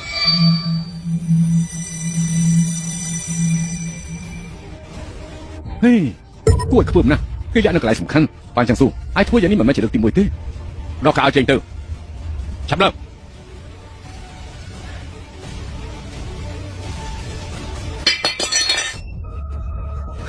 គឺអញយកមែន តែបើតាមខ្ញុំយល់នេះគឺជាបញ្ជារបស់អ្នកនៅក្រៅខ្នងដើម្បីចាប់ប្រកាន់មកលើខ្ញុំ មកពីខ្ញុំទៅពាក់លុយនៅកន្លែងលបែងគេប្រាប់ថាបើខ្ញុំមិនសងគេគេនឹងកាត់ដៃខ្ញុំចោលខ្ញុំមិនអាចធ្វើអីបានទេ ឯងហ៊ានធ្វើដល់ថ្នាក់នេះមិនក៏ឯងបំផ្លាញកិត្តិយសយើងពីថ្ងៃនេះទៅឯងមិនចាប់បាច់មកហាងទៀតទេឆាប់ទៅផ្ទះភ្លាមទៅ បងស្រីបងចាប់ទោះឲ្យច្បាស់ទៅ ជប់សិនដាក់របស់នោះនៅក្នុងប្រអប់ទៅគួរឲ្យខ្ពើមណាស់ សុំទៅផងជាលៀងមុននេះខ្ញុំបានយកច្រឡំនឹងលោក មិនអីទេលោកហ្វាងរបស់សម្រាប់ទាំង8នេះតើពួកយើងអាចទិញហាងនេះបានទេបានជាលៀងកុំមោទនភាពអីនេះគឺជាសំណាងរបស់ឯងប៉ុន្តែអញ្ចឹងតើវាយ៉ាងម៉េចឈិនទៀនស៊ីនៅតែហាមឃាត់ឯងនៅតែមិនអាចប្រឡូកក្នុងពិភពបុរាណបានទុកចិត្តចុះគាត់ចិត្តអស់ជីវិតហើយ កំពុងនិយាយអី បងប្អូនឯងនិយាយចិត្តខ្ញុំមិនហ៊ានធានាទេជាលៀងឯងកំពុងតែឈួតហើយឯងហ៊ានអបអរសាលោកម្ចាស់ឈិនស្លាប់ផងល្អណាស់3ថ្ងៃទៀតនៅក្នុងកម្មវិធីប្រកួតឯងកុំភ្លេចចូលរួមឲ្យសោះបានខ្ញុំប្រកាសជាទៅទីនោះឯងគ្រាន់បើមែនដល់ពេលនោះនៅចំពោះមុខលោកម្ចាស់ឈិនឯងហ៊ាននិយាយថាគាត់ស្លាប់ទេ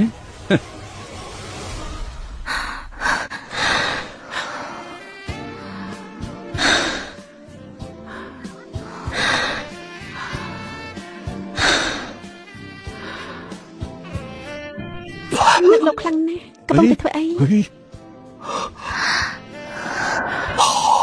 ទឹកមួយទឹកពិតជាចង់ទៅខ្លាំងណាស់ ហ៊ានម្លេះតែអ្នកណាបបួលមកកុំលេងជ្រៅពេកគ្រាន់តែប្រាប់ថានឹកប៉ុណ្ណោះមិនមែនមានន័យថាហៅមកទេ នេះគឺបង្ហាញពីអារម្មណ៍ពិតសូមកុំប្រកាន់អី ហាចាំបើឲ្យមកមែន ពិតមែនណា ណាត់ជួបគ្នាទៅនៅកន្លែងដែលសំគួរខ្ញុំចង់មានពាក្យច្រើននិយាយជាមួយលោក អឺ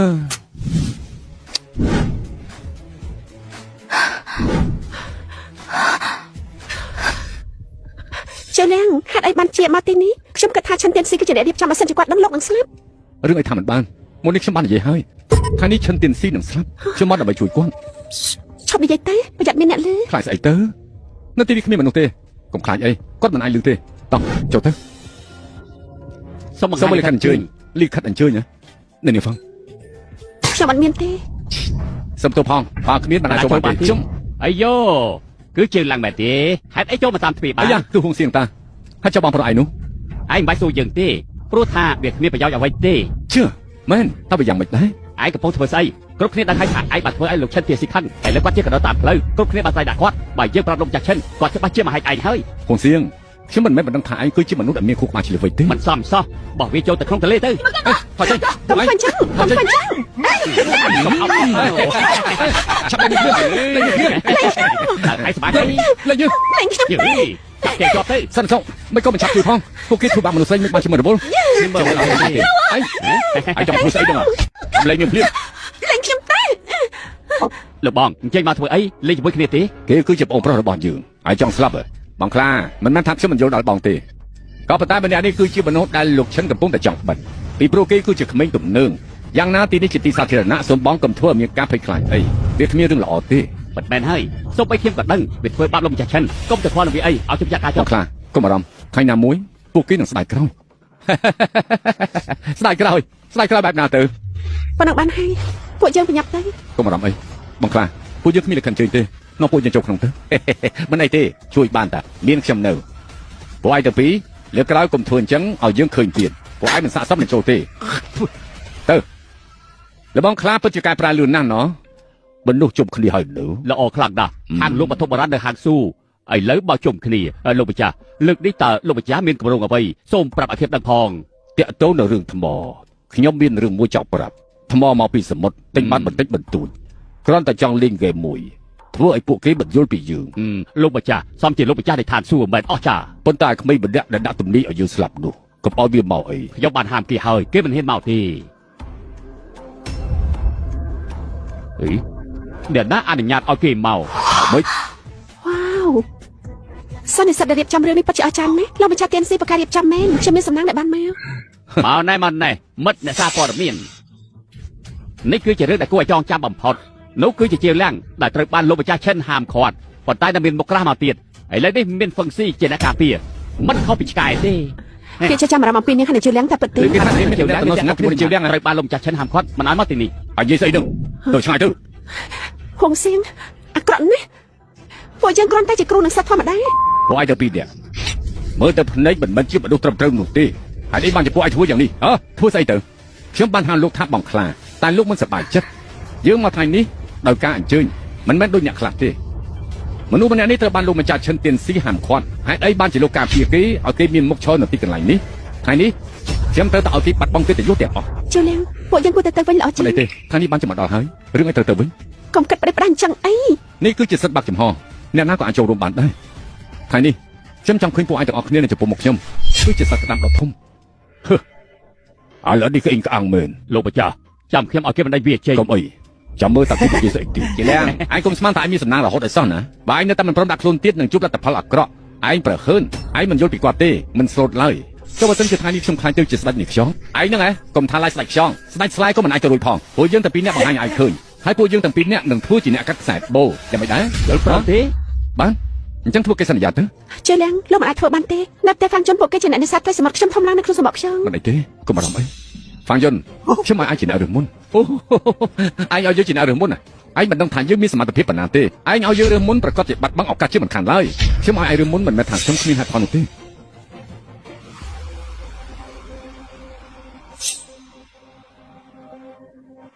យ៉ាមួយនេះឯងចាំមើលចុះ ប៉ាត់ជាជំនាញមែន មើលទៅមិនធម្មតាទេ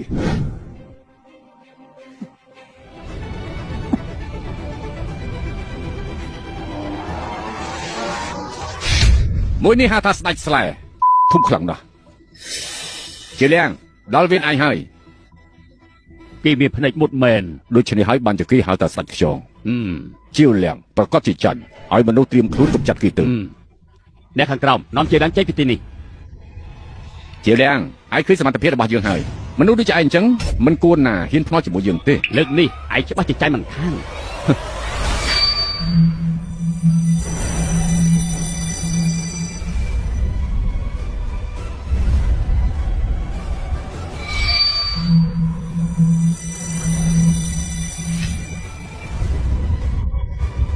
គឺវាមួយនោះអេអាបងអូនណាសម្បកក្តាមធំបែបនេះមិនអាចមានគុយទេវាសម្បូរទៅដោយសម្រាម ជាលៀងក៏របស់ខ្ញុំភាគច្រើនផលិតចេញពីសម្បកមើមតូចៗសម្បកក្តាំថ្មបែបនេះវាគ្រាន់តែជាការតុបតែងទេក៏ត្រូវអផ្សេងទៅ អេឯងរើសហើយមិនអាចបដូរបានទេត្រូវតែយកវាជាវឡើងឯងមិនយល់តទៅសអ្នកប្រុសខ្ញុំបានទទួលបញ្ជាពីខាងលើសូមឲ្យលោកចេញធ្វើផ្សារការ ធ្វើអីហ្នឹង ឲ្យខ្ញុំទៅដូចជាមិនសមទេយ៉ាងម៉េចប្រាប់លោកឈិនថាតើគាត់អាចប្រមបន្តិចទៀតសម្រាប់ខ្ញុំបានទេគឺអ៊ីងក៏អងមែនឲ្យគេបើកទៅយើងចង់ដឹងថាតើគេអាចបើកបានឬក៏អត់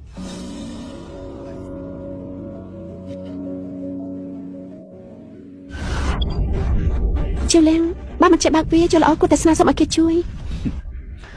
មិនអីទេថ្ងៃនេះខ្ញុំនឹងធ្វើពួកគេឃើញថាខ្ញុំនិយាយថាឯងបង្ហាញទៅយើងក៏ចង់ឃើញដែរថាឯងអាចធ្វើបានឬអត់បងខ្លះជួយខ្ញុំទៅមានបញ្ហា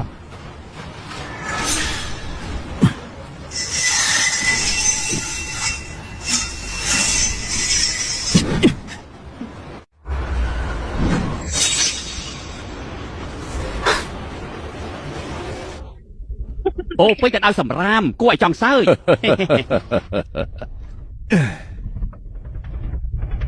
អបអូនណាតើមានរឿងអីកើតឡើងចំពោះស្ដេចខ្យងហេតុអីក៏គួរឲ្យអស់សម្ដេចណា ជាលៀងតើមានអីកាត់ឡើងវាជាសម្រាប់ទាំងអស់ កុំចាស់សាអីពេលល្អមិនតាន់ដល់ទេមើលឲ្យច្បាស់ទៅ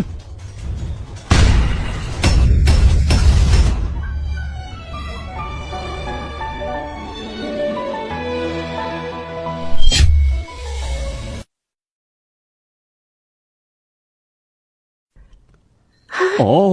បើជាអស់ចាមែនបើជាអស់ចាណាស់ អាយ៉ា វ៉ាវស្អាតមកហើយ ស្អាតមែនទែននេះពិតជាអភូតហេតុមែនអត់ចាស់នេះពិតជាអភូតហេតុមែន លោកគឺជាអ្នកដោះលែងខ្ញុំអញ្ចឹងចាប់ពីពេលនេះទៅខ្ញុំគឺជារបស់អ្នកហើយ នេះគឺទីបញ្ឆា វាអាចទៅរួចទេនេះខ្ញុំធ្លាប់លើតែនៅក្នុងទេវកថាមិននឹកស្មានថាវាមានពិតមែនសោះលោកម្ចាស់ឈិនមើលចុះនោះលោកម្ចាស់ឈិនហេតុអីក៏ទៅជាបែបនេះ លោកឈិននេះជាថ្ងៃសំខាន់លោកមិនអាចស្លាប់ទេលោកអាចប្រើចង្អុលដៃដើម្បីបំបាច់វាអាចជួយសង្គ្រោះជីវិតលោក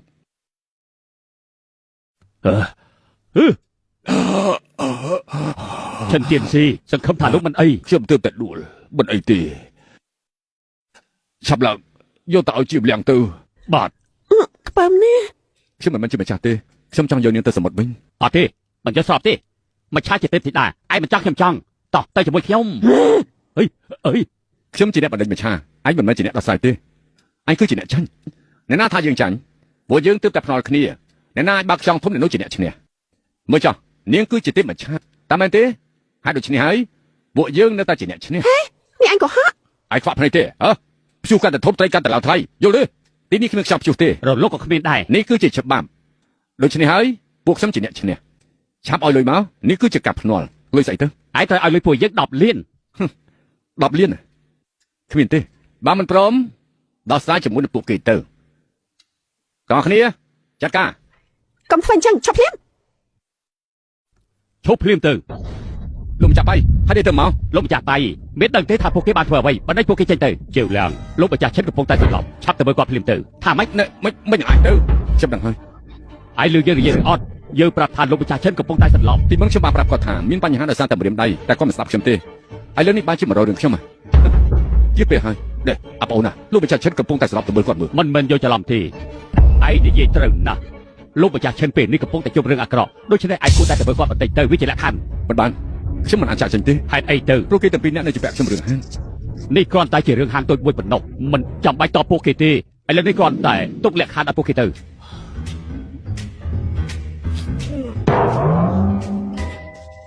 ខ្ញុំមានលក្ខខណ្ឌមួយដាក់ចូលក្នុងមាត់ទៅជាលៀងឯងក៏ប្រហែលពេក ហេដាក់ចូលមាត់យើងចុះ គេមិនព្រមស៊ីទេ ឆាប់ធ្វើទៅពេលនេះជីវិតរបស់លោកចាស់ឈិនកំពុងគ្មានលំនឹងវាជាកិត្តិយសដែលឯងបម្រើគាត់ឆាប់ធ្វើភ្លាមទៅឲ្យលឿនឡើង បានស៊ីក៏ស៊ីខ្ញុំព្រមធ្វើតាមឯងថ្ងៃនេះខ្ញុំលះបង់ដើម្បីលោកឈិនមិនមែនដើម្បីឯងទេឯងនេះអាក្រក់ខ្លាំងណាស់ស៊ីទៅស៊ីទៅស៊ីអី ប៉ុណ្ណឹងចុះ ប៉ុណ្ណឹងចុះឲ្យនាងទៅសមុទ្រវិញមិនត្រូវឲ្យនាងនៅទីនេះទេ ជាវឡើងមិនត្រូវធ្វើបែបនេះទេនេះជាការបំពេញចន្លោះប្រហោងក្នុងប្រវត្តិសាស្ត្រតម្លៃពាណិជ្ជកម្មយ៉ាងហោចណាស់ក៏ច្រើនពាន់ដែរ ធ្វើចុះ ល្អចាក់ចេញពីទីនេះទៅលោកម្ចាស់កំពុងរងចាំ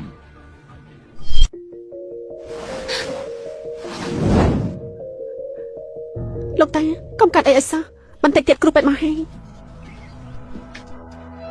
គាត់យ៉ាងម៉េចទៅ មិនល្អទេ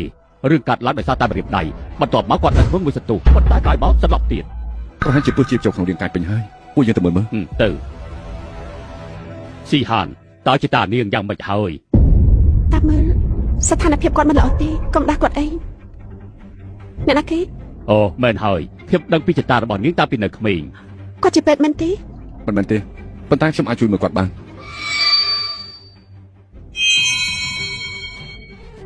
យ៉ាងម៉េចហើយ ស្ថានភាពមិនល្អទេពឹសមកប្រមនៅក្នុងពុកបានរបស់គាត់ហើយអ្នកដែលផ្ទាំងម្រាមដៃនោះមកពិតជាសាហាវណាស់គេមានចេតនាសម្រាប់លោកម្ចាស់ឈិនតែម្ដង រឿងមកពីខ្ញុំ ហ៎ លោកថាមានអ្វីនៅម្រាមដៃគាត់តែសម្អាងលើអីទេមែនហើយលោកកំពុងចាប់ប្រកាន់ កុំមាត់វាគ្រាន់តែជាម្រាមដៃរបស់ចតានាងប៉ុណ្ណោះ មែនហើយលោកពូតើវាមានន័យយ៉ាងម៉េចឬមួយក៏នេះវាជារឿងចៃដន្យនិយាយអញ្ចឹងគេនេះមិនមែនជាវេជ្ជបណ្ឌិតតើគេអាចដឹងទេមកនេះខ្ញុំបានហៅដុកទ័រទូមកហើយកុំរំខានដល់អ្នកផ្សេងអី នេះមិនជឿខ្ញុំតែពេលនេះលោកម្ចាស់ឈិនចិត្តស្ដាប់ណាស់ពេលវេលាទៅណាមានតែខ្ញុំទេដែលអាចជួយគាត់បាន ជាវឡើងតើឯងនឹងធ្វើអ្វីទៅគឺយកញញួរមកវាក្បាលរបស់គាត់ ថាម៉េច ហេតុអីបានជាយកញញួរវាយក្បាលគាត់មិនអាចរស់ទេពិតណាស់ពឹសនៅលើក្បាលរបស់គាត់វាធ្វើឲ្យគាត់ឈឺក្បាលវិធីធម្មតាមិនអាចជួយបានទេឆាប់យកញញួរខ្ញុំដើម្បីបង្កាត់ពឹសនេះ ថាម៉េចឬមកក៏លោកចេះតែនិយាយទេកុំកុហកខ្ញុំឲ្យសោះ នាង ជីតាខ្ញុំបានហាំលោកធ្វើឲ្យលោកខឹងតែលោកចង់សម្រាប់គាត់អ្នកយឹមឆាប់នាំគេចេញទៅ នាងចង់ធ្វើអីស៊ីហានកុំបារម្ភអីវិធីសាស្ត្ររបស់គេមិនគួរឲ្យបារម្ភទេគួរតែឲ្យគេសាកល្បងទៅ មិនអាចធ្វើអញ្ចឹងទេខ្ញុំមិនអាចជីតាខ្ញុំទៅធ្វើជីវិតឡើយតែញ៉ាំនាំគេចេញទៅ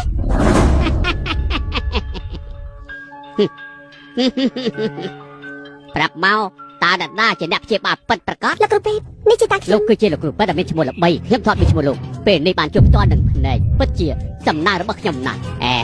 លោកគ្រូពេទ្យឆាប់សង្គ្រោះជីតាខ្ញុំទៅគាត់ហ៊ាននឹងសាប់ អារឿងនេះត្រូវចំណាយពេលបន្តិចធ្វើអ្វីទៅតាមលទ្ធភាពកុំបង្ខំមួយនាំឲ្យឈឺចាប់អ្នកមានប្តីចាស់ហេវាមិនគ្រោះថ្នាក់ទេហេ តែណាគាត់ជាពេទ្យពិតប្រាកដគាត់ធ្វើការពេញមួយជីវិតទៅហើយមិនមែនចិត្តតែនិយាយឲ្យសំទៅជាលោកទេ អ្នកកំឡោះមើលដៃបែបនេះឥឡូវជួបគ្រូពេទ្យឯងប្រាប់មកមើលតើលោកតាចំណាស់ម្នាក់នេះកើតអីឈឺចូលក្នុងខ្លួន ស្ដាប់ឯងនិយាយដូចជាមនុស្សមិនយល់អ្វីតតែសោះដែលលើលោកនេះមានរឿងដូចតែឯងថាទេតែនៅមានទៀត ឯងទុកឲ្យជាងមើលម្ដងមើល លោកគ្រូពេទ្យតែយ៉ាងម៉េចហើយ គ្មានរឿងធំដុំអីទេគ្រាន់តែប្រើបញ្ជុលបន្តិចគាត់ជាហើយកុំបារម្ភអី ល្អខ្លាំងណាស់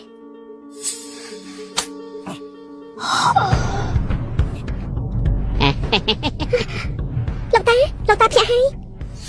នេះកំឡោះខ្ញុំថាឯងកំពុងតែប្រឡែងលេងជាមួយនឹងពួកហើយឯងដឹងទេថានេះគឺជាជំងឺអីឯងនិយាយតាមការស្មានតែប៉ុណ្ណោះ លោកតាមិនដឹងទេថាមកនេះជាឡើងគេចង់យកញញួរវាក្បាលលោកតា ថាម៉េច ប៉ុន្តែខ្ញុំមិនយល់ព្រម លោកឈិនខ្ញុំចង់ជួយសង្គ្រោះលោកប៉ុន្តែគាត់មកទីនេះពីបោះហើយទូមិនតន្តនាទេបណ្ឌិតស្មានថាឯងកំពុងតែធ្វើបាបយើងសោះល្អណាស់ដែលមានបរិយាចំណាំម្នាក់នេះមកជួយហាប់គាត់ឯងយើងនឹងដុតឯងនៅហាងស៊ូយើងនឹងបណ្ដេញឯងចេញពីហាងស៊ូ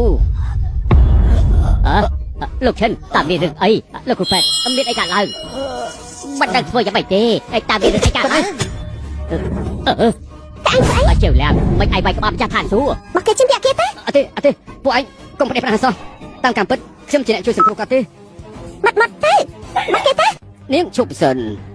លោកតាដឹងខ្លួនហើយ លោកឈិនតើមិនអីទេខ្ញុំមានអារម្មណ៍ថាពេលនេះដូចជាស្រស់ស្រាយហើយមានកម្លាំងខ្លាំងគ្មានទីបញ្ចប់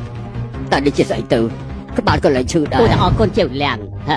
ដាក់គេចុះទៅមែនហើយឆាប់ដល់លែងជឿឡើងទៅខ្ញុំណាមិនគួរជួយលោកស្ទើរតែបាត់បង់ជីវិតទេតើពិតនេះគឺជាការយល់ច្រឡំទេខ្ញុំក៏មិនជឿថារៀបដៃខ្ញុំវាគឺជាការអូជាដ៏អាក្រក់ដែរមានស្ទើរតែធ្វើឲ្យខ្ញុំស្លាប់ទៅហើយ លោកតាគឺមកពីខ្ញុំមិនប្រកែគិតថាគ្រាន់តែមកជួយអាចជួយជីវិតលោកតាតែវាចង់សម្រាប់លោកតា មិនមែនជាកំហុសឯងទេយើងក៏មើលមិនដឹងដែរឆាប់អរគុណជឿឡើងទៅណាយើងពិតជាមានអារម្មណ៍រំភើបខ្លាំងណាស់លោកឈិនតើគិតយ៉ាងណាចំពោះលោកគ្រូឯងមិនប្រកែកទេប៉ុន្តែហេតុធានាថានឹងព្យាបាលជំងឺឲ្យជាវាយគេចេញពីទីនេះខ្ញុំមិនដឹងអីទេជាឡើងឯងបានសង្គ្រោះកញ្ចាស់ខ្ញុំនេះបើមានការអីឯងប្រាប់ខ្ញុំមកចុះខ្ញុំនឹងសម្រេចឲ្យឯងខ្ញុំមិនត្រូវការអ្វីទេគឺត្រូវការតែប្រាក់ប៉ុណ្ណោះខ្ញុំទៅបាហាងថ្មីហើយត្រូវការពេកហើយអូតូចតាចទេរឿងលុយទោះជាឯងចង់បានច្រើនប៉ុណ្ណាក៏យើងឲ្យតែឯងដែរប៉ុន្តែយើងជាមនុស្សពោះម៉ាយមានតែចៅស្រីម្នាក់នេះគត់ឥឡូវគេធំហើយយើងគិតចង់ប្រគល់ឲ្យឯងតើឯងយល់យ៉ាងណាដែរណានេះលោកម្ចាស់ឈិន លោកតាមិនគួរណាធ្វើដល់ថ្នាក់នឹងទេ ជាឡើងពេលនេះទោះគេមិនទាន់ខ្លាចជាជនល្បីប៉ុន្តែតាជឿថាពីពេលនេះតទៅគេគឺជាបរិសុទ្ធដ៏ខ្លាំងម្នាក់ចៅគួរតែរៀបការជាមួយគេឯងយល់យ៉ាងម៉េចដែរសំទោសពីព្រោះខ្ញុំមិនសមនឹងនាងទេបំភ្លេចចោលចុះ មិនបាននិយាយទេខ្ញុំក៏មិនចង់ដូចគ្នាគិតថាខ្លួនជាអ្នកណាខ្ញុំមិនទាន់បាននិយាយផងលោកបដិសេធពិតជាមនុស្សដែលអាត្មានិយមខ្លាំងណាស់ប្រាប់លោកចុះទោះបីជាមានមនុស្សប្រុសខ្លាំងដូចជាព្រះអាទិត្យអស្ចារ្យប៉ុណ្ណាក៏ខ្ញុំមិនដែលប្រាថ្នាចង់បានដែរ កុំនិយាយអីរឿងរបស់នាងមិនចាញ់អ្នកនាងហ្វឹងទេពិសេសក្លៃផងទាំងគូពិតជាធំខ្លាំងណាស់បើសិនជាបានពិតជាផ្អែមមាត់ណាស់ យ៉ាងម៉េចខ្ញុំកំពុងនិយាយជាមួយលោកកំពុងកាត់អីណា អូខ្ញុំនិយាយតាមត្រង់ទៅចុះនាងពិតជាល្អណាស់ខ្ញុំគ្រាន់តែជាមនុស្សម្នាក់ដែលមានភ្នែកល្អនាងជាមនុស្សឆេះឆាវណាស់ខ្ញុំមិនចូលចិត្តទេ នេះលោកមិនគួរហ៊ានថាខ្ញុំបែបនេះទេ អេចៅស្រីកុំទាត់អបប្រតិកម្មខ្លាំងពេកប្រហែលថ្ងៃទៀតខ្ញុំបញ្ជាក់ចេញពីហាងស៊ូដូច្នេះអ្នកទាំងពីរអាចមានពេលជួបគ្នាបានដែរចាំបាច់ទេនៅក្នុងករណីនេះខ្ញុំមិនបង្ខំឯងទេឯងចង់បើកហាងខ្ញុំនឹងជួយឯងថ្ងៃចូលឆ្នាំជិតដល់ហើយប្រហែលថ្ងៃទៀតអ្នកលក់វត្ថុបុរាណធំជាងគេនៅក្នុងប្រទេសនឹងមកហាងស៊ូបើសិនជាអាចឯងចូលរួមពិធីចម្រើនអាយុរបស់គាត់គ្រួសារទាំងអស់នឹងជូនអំណោយឯងបានចូលរួមអាជីវកម្មឯងទៅកាន់តែធំទៅ លោកតាមិនចាំបាច់និយាយប្រាប់គេពីរឿងលោកម្ចាស់ជីនទេ អេជាវលះមិនមែនជាអ្នកដទៃទេតានឹងឲ្យគេនៅទីនេះពី3ថ្ងៃដើម្បីឲ្យគេពិនិត្យវត្ថុបុរាណបើសម្រាប់ឲ្យគេ 70% រឿងនេះឯងត្រៀមខ្លួនឲ្យហើយទៅថាម៉េចខ្ញុំទទួលបាន 70% 70%គេវាច្រើនពេកហើយ ខ្ញុំមិនមែនគិតអញ្ចឹងទេ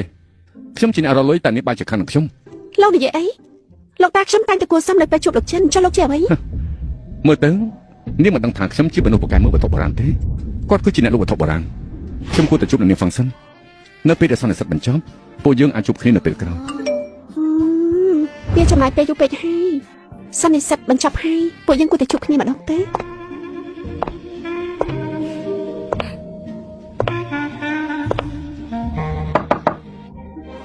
ចូលមក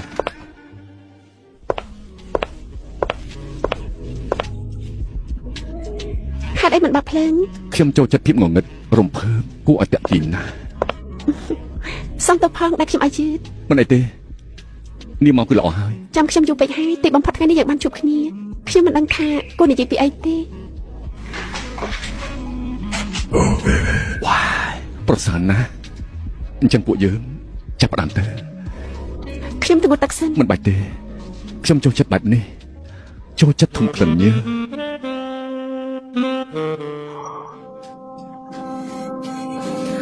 ដូចធ្លាប់លើសម្លេងពីមុនមក នេះកុំកាត់ច្រើន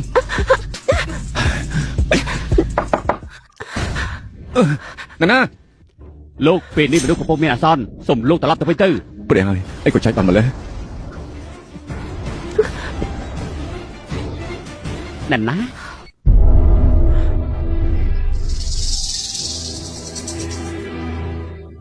ហេលោកហ្វឹងមានចំណីល្អណាស់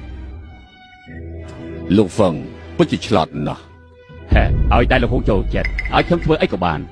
ហេគេនេះពិតជាមាន លោក តែ ហ្វឹង ទេណា ខ្ញុំមិនមែនមកឲ្យលោកច្បាច់ជើងទេ អឺ កូនស្រីពៅរបស់លោកមានសិស្សម្នាក់គេធ្វើបាបកូនប្រុសពីពីរបស់ខ្ញុំលោកថាតើមើលតើសមដែរទេខ្ញុំចង់បានចម្លើយរបស់លោក លោកហួងខ្ញុំឮថាក្មេងទាំងនោះសុទ្ធតែធ្វើការឲ្យលោកម្ចាស់ឈិនតាមពិតទៅគ្រួសារហ្វឹងយើងនេះជាគ្រួសារតូចតាចពួកយើងមិនអាចទៅបង្កហេតុបានទេ លោកខ្លាយស្អីទៅឈិនទៀនស៊ីបានចាក់ចេញពីហានស៊ូគាត់អត់នៅមានតែគ្រួសារពួកខ្ញុំពេញមួយថ្ងៃលោកជជែកខ្ញុំពីរឿងសហការគ្នាទោះបីឈិនទៀនស៊ីជាអ្នកស្វែងរកកំណប់ក៏ដោយប៉ុន្តែលោកចិន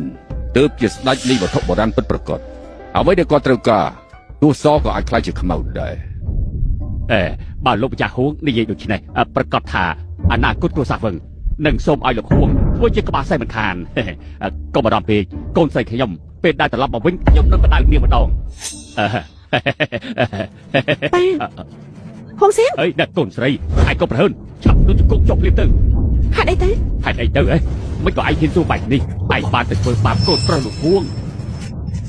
ខ្ញុំមិនបានធ្វើអីទេ មិនបានបងស្រីបើកំពុងតែកុហកគ្រួសារហួងទាំងអស់សុទ្ធតែបានដឹងប៉ុណ្ណឹងហើយនៅបងប្រកាសទៀតដើម្បីការពារបរិសុទ្ធតែម្នាក់បងហ៊ានធ្វើបាបកូនប្រុសលោកហួងហើយពួកគេបានបណ្ដឹងខ្ញុំ អញនិយាយកុហកច្បាស់ជាអី បត់ទៅកូនស្រីឬក៏ឯងចោលឪពុកលុតជង្គង់ឯងនិយាយថាឯងធ្វើបានល្អថារសារប្អូនប្រុសឥឡូវប្រាប់មកឯងបានធ្វើអីគេបានបណ្ដឹងប្អូនប្រុសឯងចេញកូនស្រីស្អែកបានយកហារបស់ឯងវិញ មិនអាចទេខ្ញុំមិនអាចប៉ាយកហាងខ្ញុំទេ លោកហ្វឹងខ្ញុំមើលទៅកូនស្រីលោកដូចជាមានអ្នកពេកហើយ បាទវាយគាត់ទៅមកពីគាត់មិនស្ដាប់ដូចការនៅពីតូចឯងហេតុធ្វើចឹងតាប៉ាផងអីវាយបានល្អ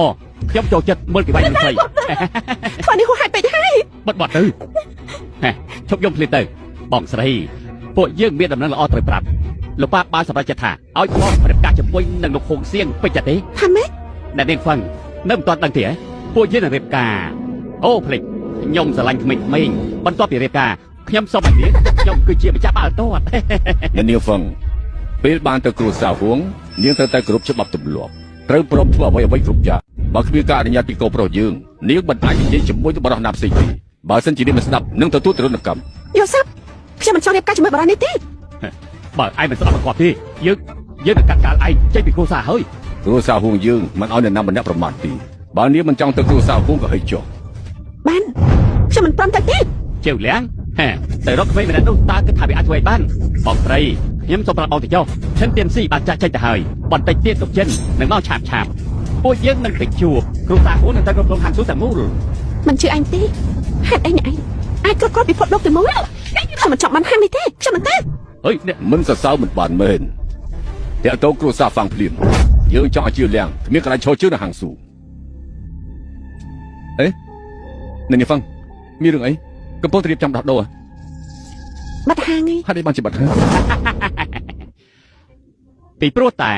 ពីពេលនេះទៅយើងគឺជាម្ចាស់ហាង ហ្វាំងចិនស៊ូអញមិនត្រូវបានគេបណ្ដឹងចេញទេអ្នកនាងហ្វាំងមិនបានជាគេមកវិញ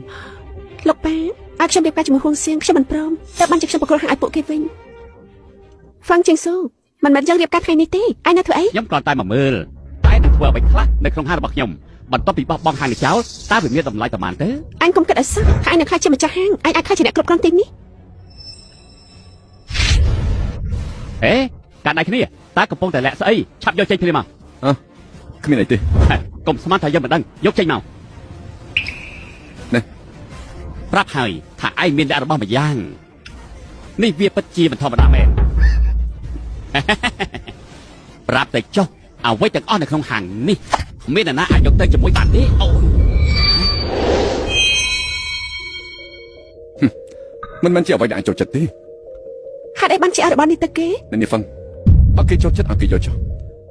ពួកយើងគ្មានកន្លែងដែលត្រូវទៅទេទៅហាងរបស់ខ្ញុំចុះពួកយើងអាចធ្វើការជាមួយគ្នា បងស្រីខ្ញុំនឹងស្មានថាបានធ្វើបាបលោកហ្វាយនិងលោកហួងរួចហើយគ្មានរឿងអ្វីកើតឡើងតតែសោះជឿថាពួកគាត់មិនទុកឲ្យអ្នកទាំងពីរនៅបានសុខទេ អាឡូមានរឿងអីហ៎ ចូលលៀងការ ការដឹកជញ្ជូនត្រូវបានបញ្ឈប់ត្បូងថ្មមិនត្រូវបានអនុញ្ញាតឲ្យចូលក្នុងទីក្រុងហាងស៊ុនទេ ทำไม គេប្រាប់ថាគ្រួសារហួងនិងគ្រួសារហ្វ្រាំងបានរួមដៃគ្នាមើលទៅពួកគេដូចជាព្រះជាម្ចាស់លោកតែមិនដឹងខ្ញុំអាចជួយអ្វីបានទេ បាទខ្ញុំដឹង មានរឿងអីហ្នឹង ត្បូងដែលខ្ញុំបញ្ជាជិះ យ៉ាងមិនហើយហាងវត្ថុបុរាណនេះបាត់ត្បូងមួយឈុតវាព្រឹកដូចជាបាត់ដៃចាំមើលឯងរស់យ៉ាងម៉េច នៅពេលអត់ដាំឲ្យរស់ស៊ីម្ដងទៀតនៅនេះហ្វឹងទៅចាំនៅហាងរបស់ខ្ញុំទៅទូខ្ញុំដោះស្រាយបានហើយ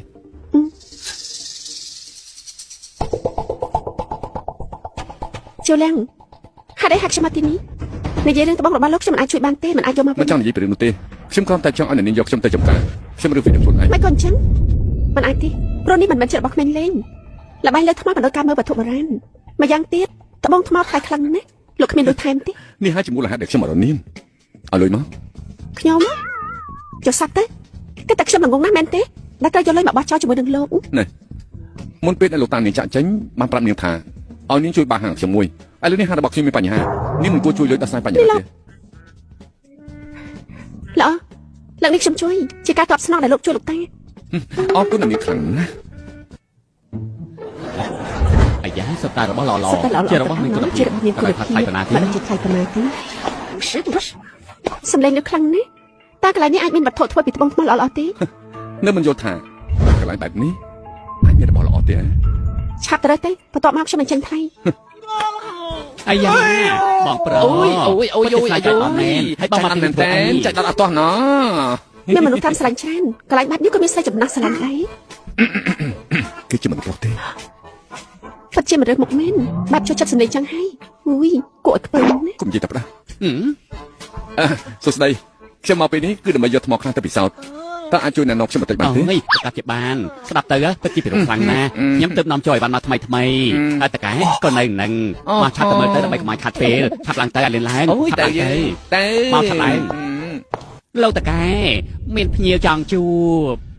សួស្ដីបាទខ្ញុំនៅទីនេះសូមអញ្ជើញមើលរបស់ខ្ញុំសុទ្ធតែល្អមិនខាយពេកទេណា អូតើមកធ្វើអីអូ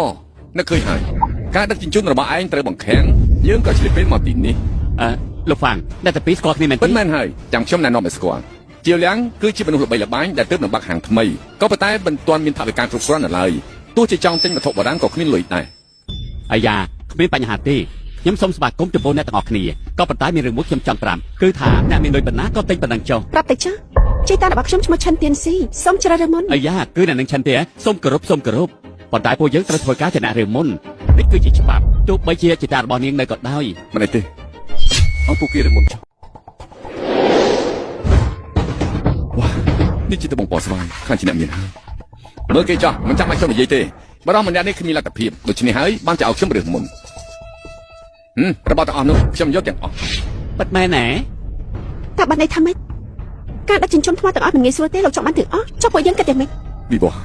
គ្មានច្បាប់ណាហាមមិនឲ្យទិញទាំងអស់ទេឲ្យតែមានលុយចង់ទិញប្រមាណក៏បានទិញយកកន្លែងនេះក៏បានតែវាយ៉ាងម៉េច ថាកែមិនថាឲ្យគេប៉ុន្មានទេខ្ញុំនឹងឲ្យធ្វើដង បើអញ្ចឹងមែនណានាងកុំដាក់បន្ទុកលើខ្ញុំអាចលុយជូនបានតែគេឈ្មោះខ្ញុំនឹងអាលាយពីព្រោះអ្នកនាងចង់បានទាំងអស់តែខ្ញុំសូមលក់ឲ្យ ខ្ញុំមិនត្រឹមតែទិញរបស់ទេថែមទាំងចង់ទិញកន្លែងតែមួយទៀតទុកឲ្យអ្នកខ្លាចយល់សោះទោះជាចង់ទិញក៏មិនអាចទិញបានដែរព្រោះឯងឆាប់ឡើងប្រម៉ូទទៅ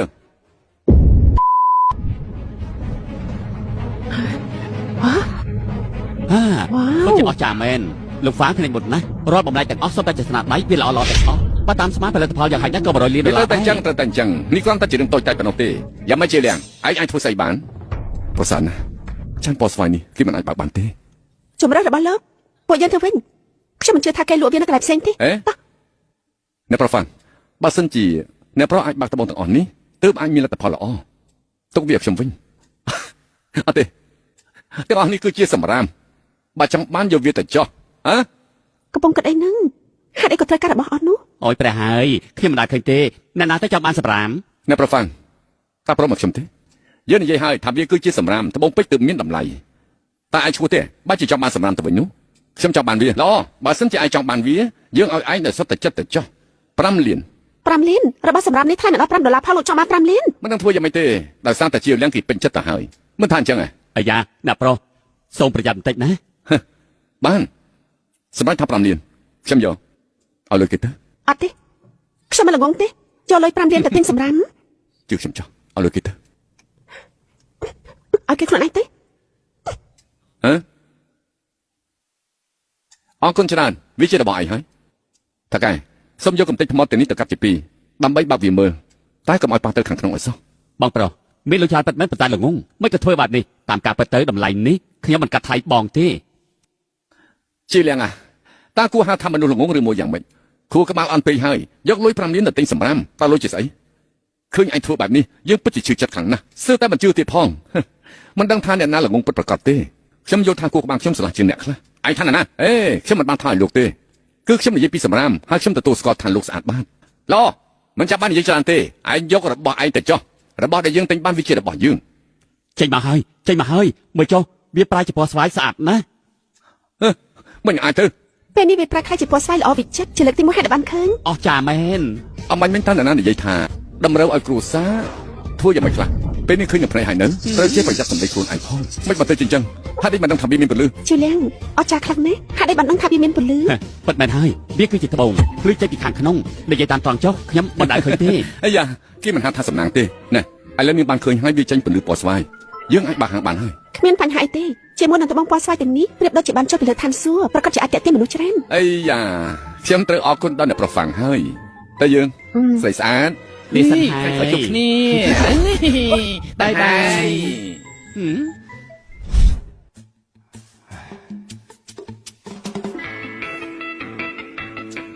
ហើយ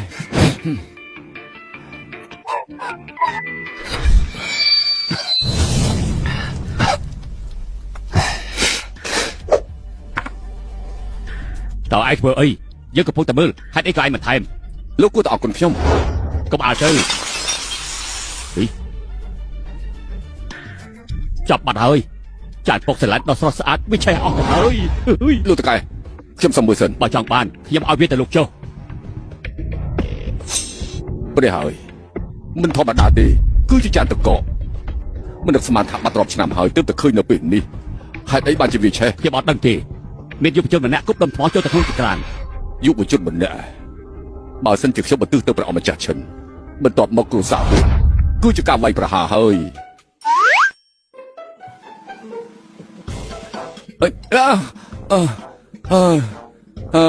ខាងជប់នៅនាងហ្វឹងយូរហើយតាំងពីបែកគ្នាថ្ងៃនោះមិនបានជួបទៀតទេអត់ទេត្រូវតែរកមជ្ឈបាយឲ្យនាងត្រឡប់មកវិញ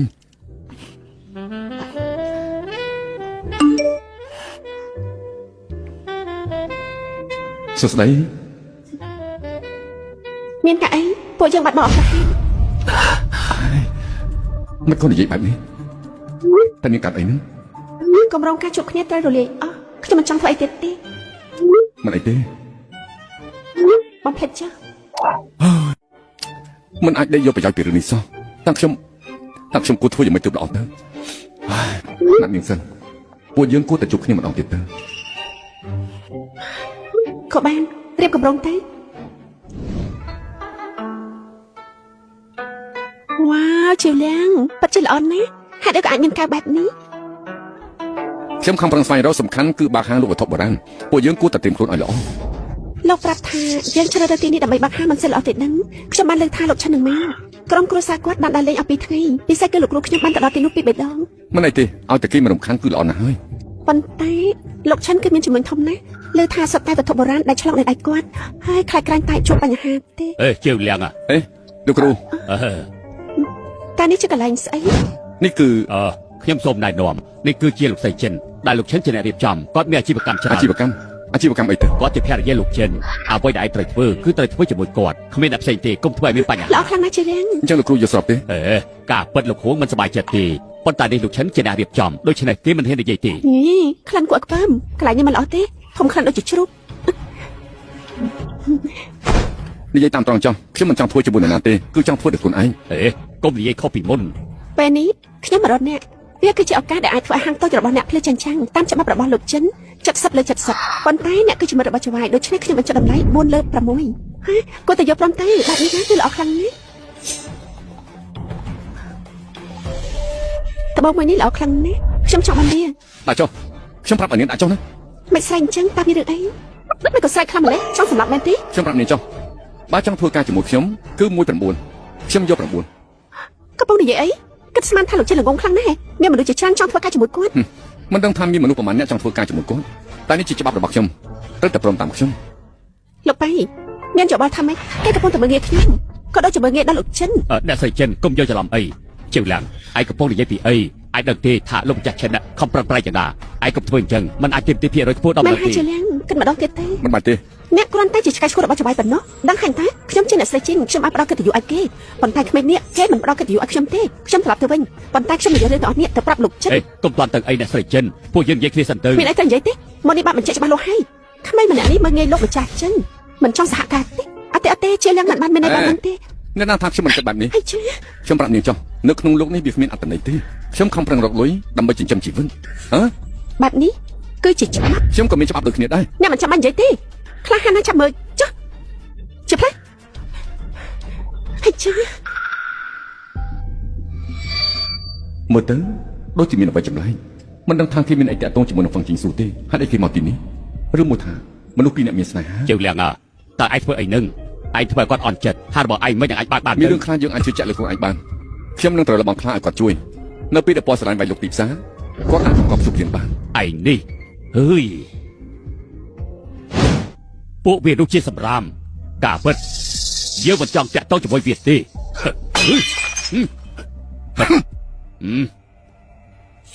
អាហារពេលល្ងាចពិធីខួបកំណើតខ្ញុំត្រូវការកំណប់វិភាគវាដូចជាការបិទលោឥឡូវនេះគ្មានអ្នកណាយកចការបាន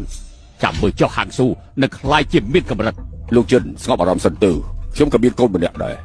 លោកមើលសិនចុះតើវាអាចសពនឹងលោកទេស ង្ឃឹមថាមិនមែនជាសម្រាប់ទេចុះ មិនមែនជាសម្រាប់ទេនេះគឺជារបស់កម្រល្អខ្លាំង ខ្ញុំគ្មានអ្វីដែលពិសេសនោះទេអាមួយនេះវាបាត់បង់ច្រើនឆ្នាំហើយតើឃើញវានៅណាដំណើរការបំបែកទឹកកកវាបាត់បង់យូរហើយសូម្បីប្រវត្តិសាស្ត្រក៏បានកត់រឿងរបស់ចម្លងបានមកពីណា សូម្បីខ្ញុំក៏មិនចង់ជឿដែរខ្ញុំទទួលបានពីបរិសម្នាក់ដ៏ចៃដន្យអរគុណគេខ្លាំងណាស់នេះគឺជារបស់កម្រក្នុងលោកអាចដាក់ដេញថ្លៃអាហារពេលល្ងាចរបស់លោកក៏បានប្រសិនបើលោកចូលចិត្ត ល្អណាស់ល្អខ្លាំងណាស់ លោកចិនខ្ញុំមានសំណួរមួយលោកបានឲ្យប្រពន្ធលោកទៅចរចាជាមួយជាលៀងមិនដឹងថាមានអ្វីខុសឬមួយក៏ ឈិនទៀនស៊ីគេបានសួរខ្ញុំរួចហើយខ្ញុំត្រូវតែសង្គ្រោះនេះជាទំនាក់ទំនងតាមច្បាប់ប៉ុន្តែខ្ញុំត្រូវមើលថែលោក អេយ៉ាខ្ញុំអរគុណណាស់ បងសម្លាញ់ មានរឿងអីក្រែងបងឲ្យអូនទៅចរចាជំនួយជាមួយជាវលាំង ជាលៀងគេបានសម្លឹកអូន ថាម៉េច គេមិនត្រឹមតែធ្វើអូនអាម៉ាស់ទេគេថែមទាំងបានមើលងាយបងទៀតបងកុំចង់តាក់ទងនឹងគេអី អគេហ៊ានធ្វើដល់ថ្នាក់នេះមិនបាច់គួរសមជាមួយនឹងគេនោះទេ ក្មេងនោះវាប្រហឹងណាស់វាហ៊ានបង្អាក់ខ្ញុំ តែមានមនុស្សស្រីនៅក្បែរគេនាងសំជាមួយគេណាពួកគេទាំងពីរមិនល្អទេ គេបានធ្វើដាក់ខាងឈីងតើ 师爷，那个女人是我未来的儿媳妇，我现在就是冯家，警告她，让她不要跟乔梁再有任何来往。秦爷，我也要去。你刚刚怀孕，就不要乱跑了。秦爷，你就让我去嘛，真是拿你没办法，想去就去吧。还是你对人家最好。我教你啊，你看这里边，你看，买东西，大爷，我们这是古董铺，不收东西。姑娘，唐朝的佛像，我要出的，您拿50万。您这大爷，我们这还没开业呢。哎呀，我这可是给你们送钱来了，赶紧的，我缺钱，50万给我，东西归你。大爷，你这东西是新的呀？哼，我看你才是新的。你们经理呢？把他叫出来，什么都不懂。经理没有，老板倒是站在你面前。你连佛像都看不懂，你当什么老板啊？佛像看什么？看开脸，你懂开脸吗？啊、哎呀，大爷，你这开脸也是新的，你给我舔鞋都嫌恶心。实话，你说什么东西？你来，你看这个。嚯，还有收藏证书呢。大爷，您这玩意儿手写的呀？你连个印章都没，你忽悠鬼呢？你这玩意儿真是。我这可是经过10几个专家鉴定的，你说是新的啊？我这可是为了照顾你们，给你们送钱来了，你居然不认识？哼！大爷，您去别的地方看看吧，您这东西啊，我们不收。不收？哎，哼！我打车来的，整个城我都转遍了，你们这是最后一家，让我走也行，把打车费给我报了。凭什么呀？你打车来的跟我们有什么关系？凭什么给你报打车费啊？不报是吧？好，不报我就不走了。你们别想做生意。你打人了！有人打人了！哎，有人打人了呀！哈哈。好，太好了，让你得罪秦爷，秦爷有点好看的。黄哥，乔梁得罪了秦爷，直接砸了他的店就是了。为什么要请人找他麻烦呢？擦，你懂个鸡毛啊你！我这次埋汰他，嘿，杀人诛心，懂不懂？黄哥牛逼，黄哥高。你可别胡说，我们可没有打你。哎呦，疼啊！哎呀，哎，好了好了好了，老头，你把这个东西留下，我给你收了。多少钱？50万？万你个头，50块！你说什么？50块？我这可是唐朝的佛像，把你爹救了，我要替你爹好好教训教训你小子。就是这个价，卖不卖？你知道我多大了？我80了，我玩古玩都70年了，从来没走过眼。我个人专场都开了10几次，你说他假的，他就假的呀！别跟我说这些没用了啊！你要卖，把东西给我拿进去，我给你收了。你要不卖，拿着东西走。你侮辱我！你们这怎么办啊？要不收了？这大爷要真气死了，我们店没开张就得关门啊！绝对不行！你别搭理他，他在这装。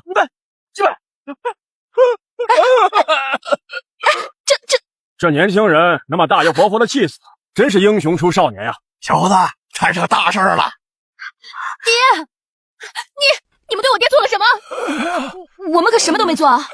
他们把我侮辱了！我爹都这样了，你们还在狡辩？我爹是大善人呀，好说话又讲理。你爹怎么样？我来帮你看看。哼，这不好好的吗？挺健康，就是装的挺像。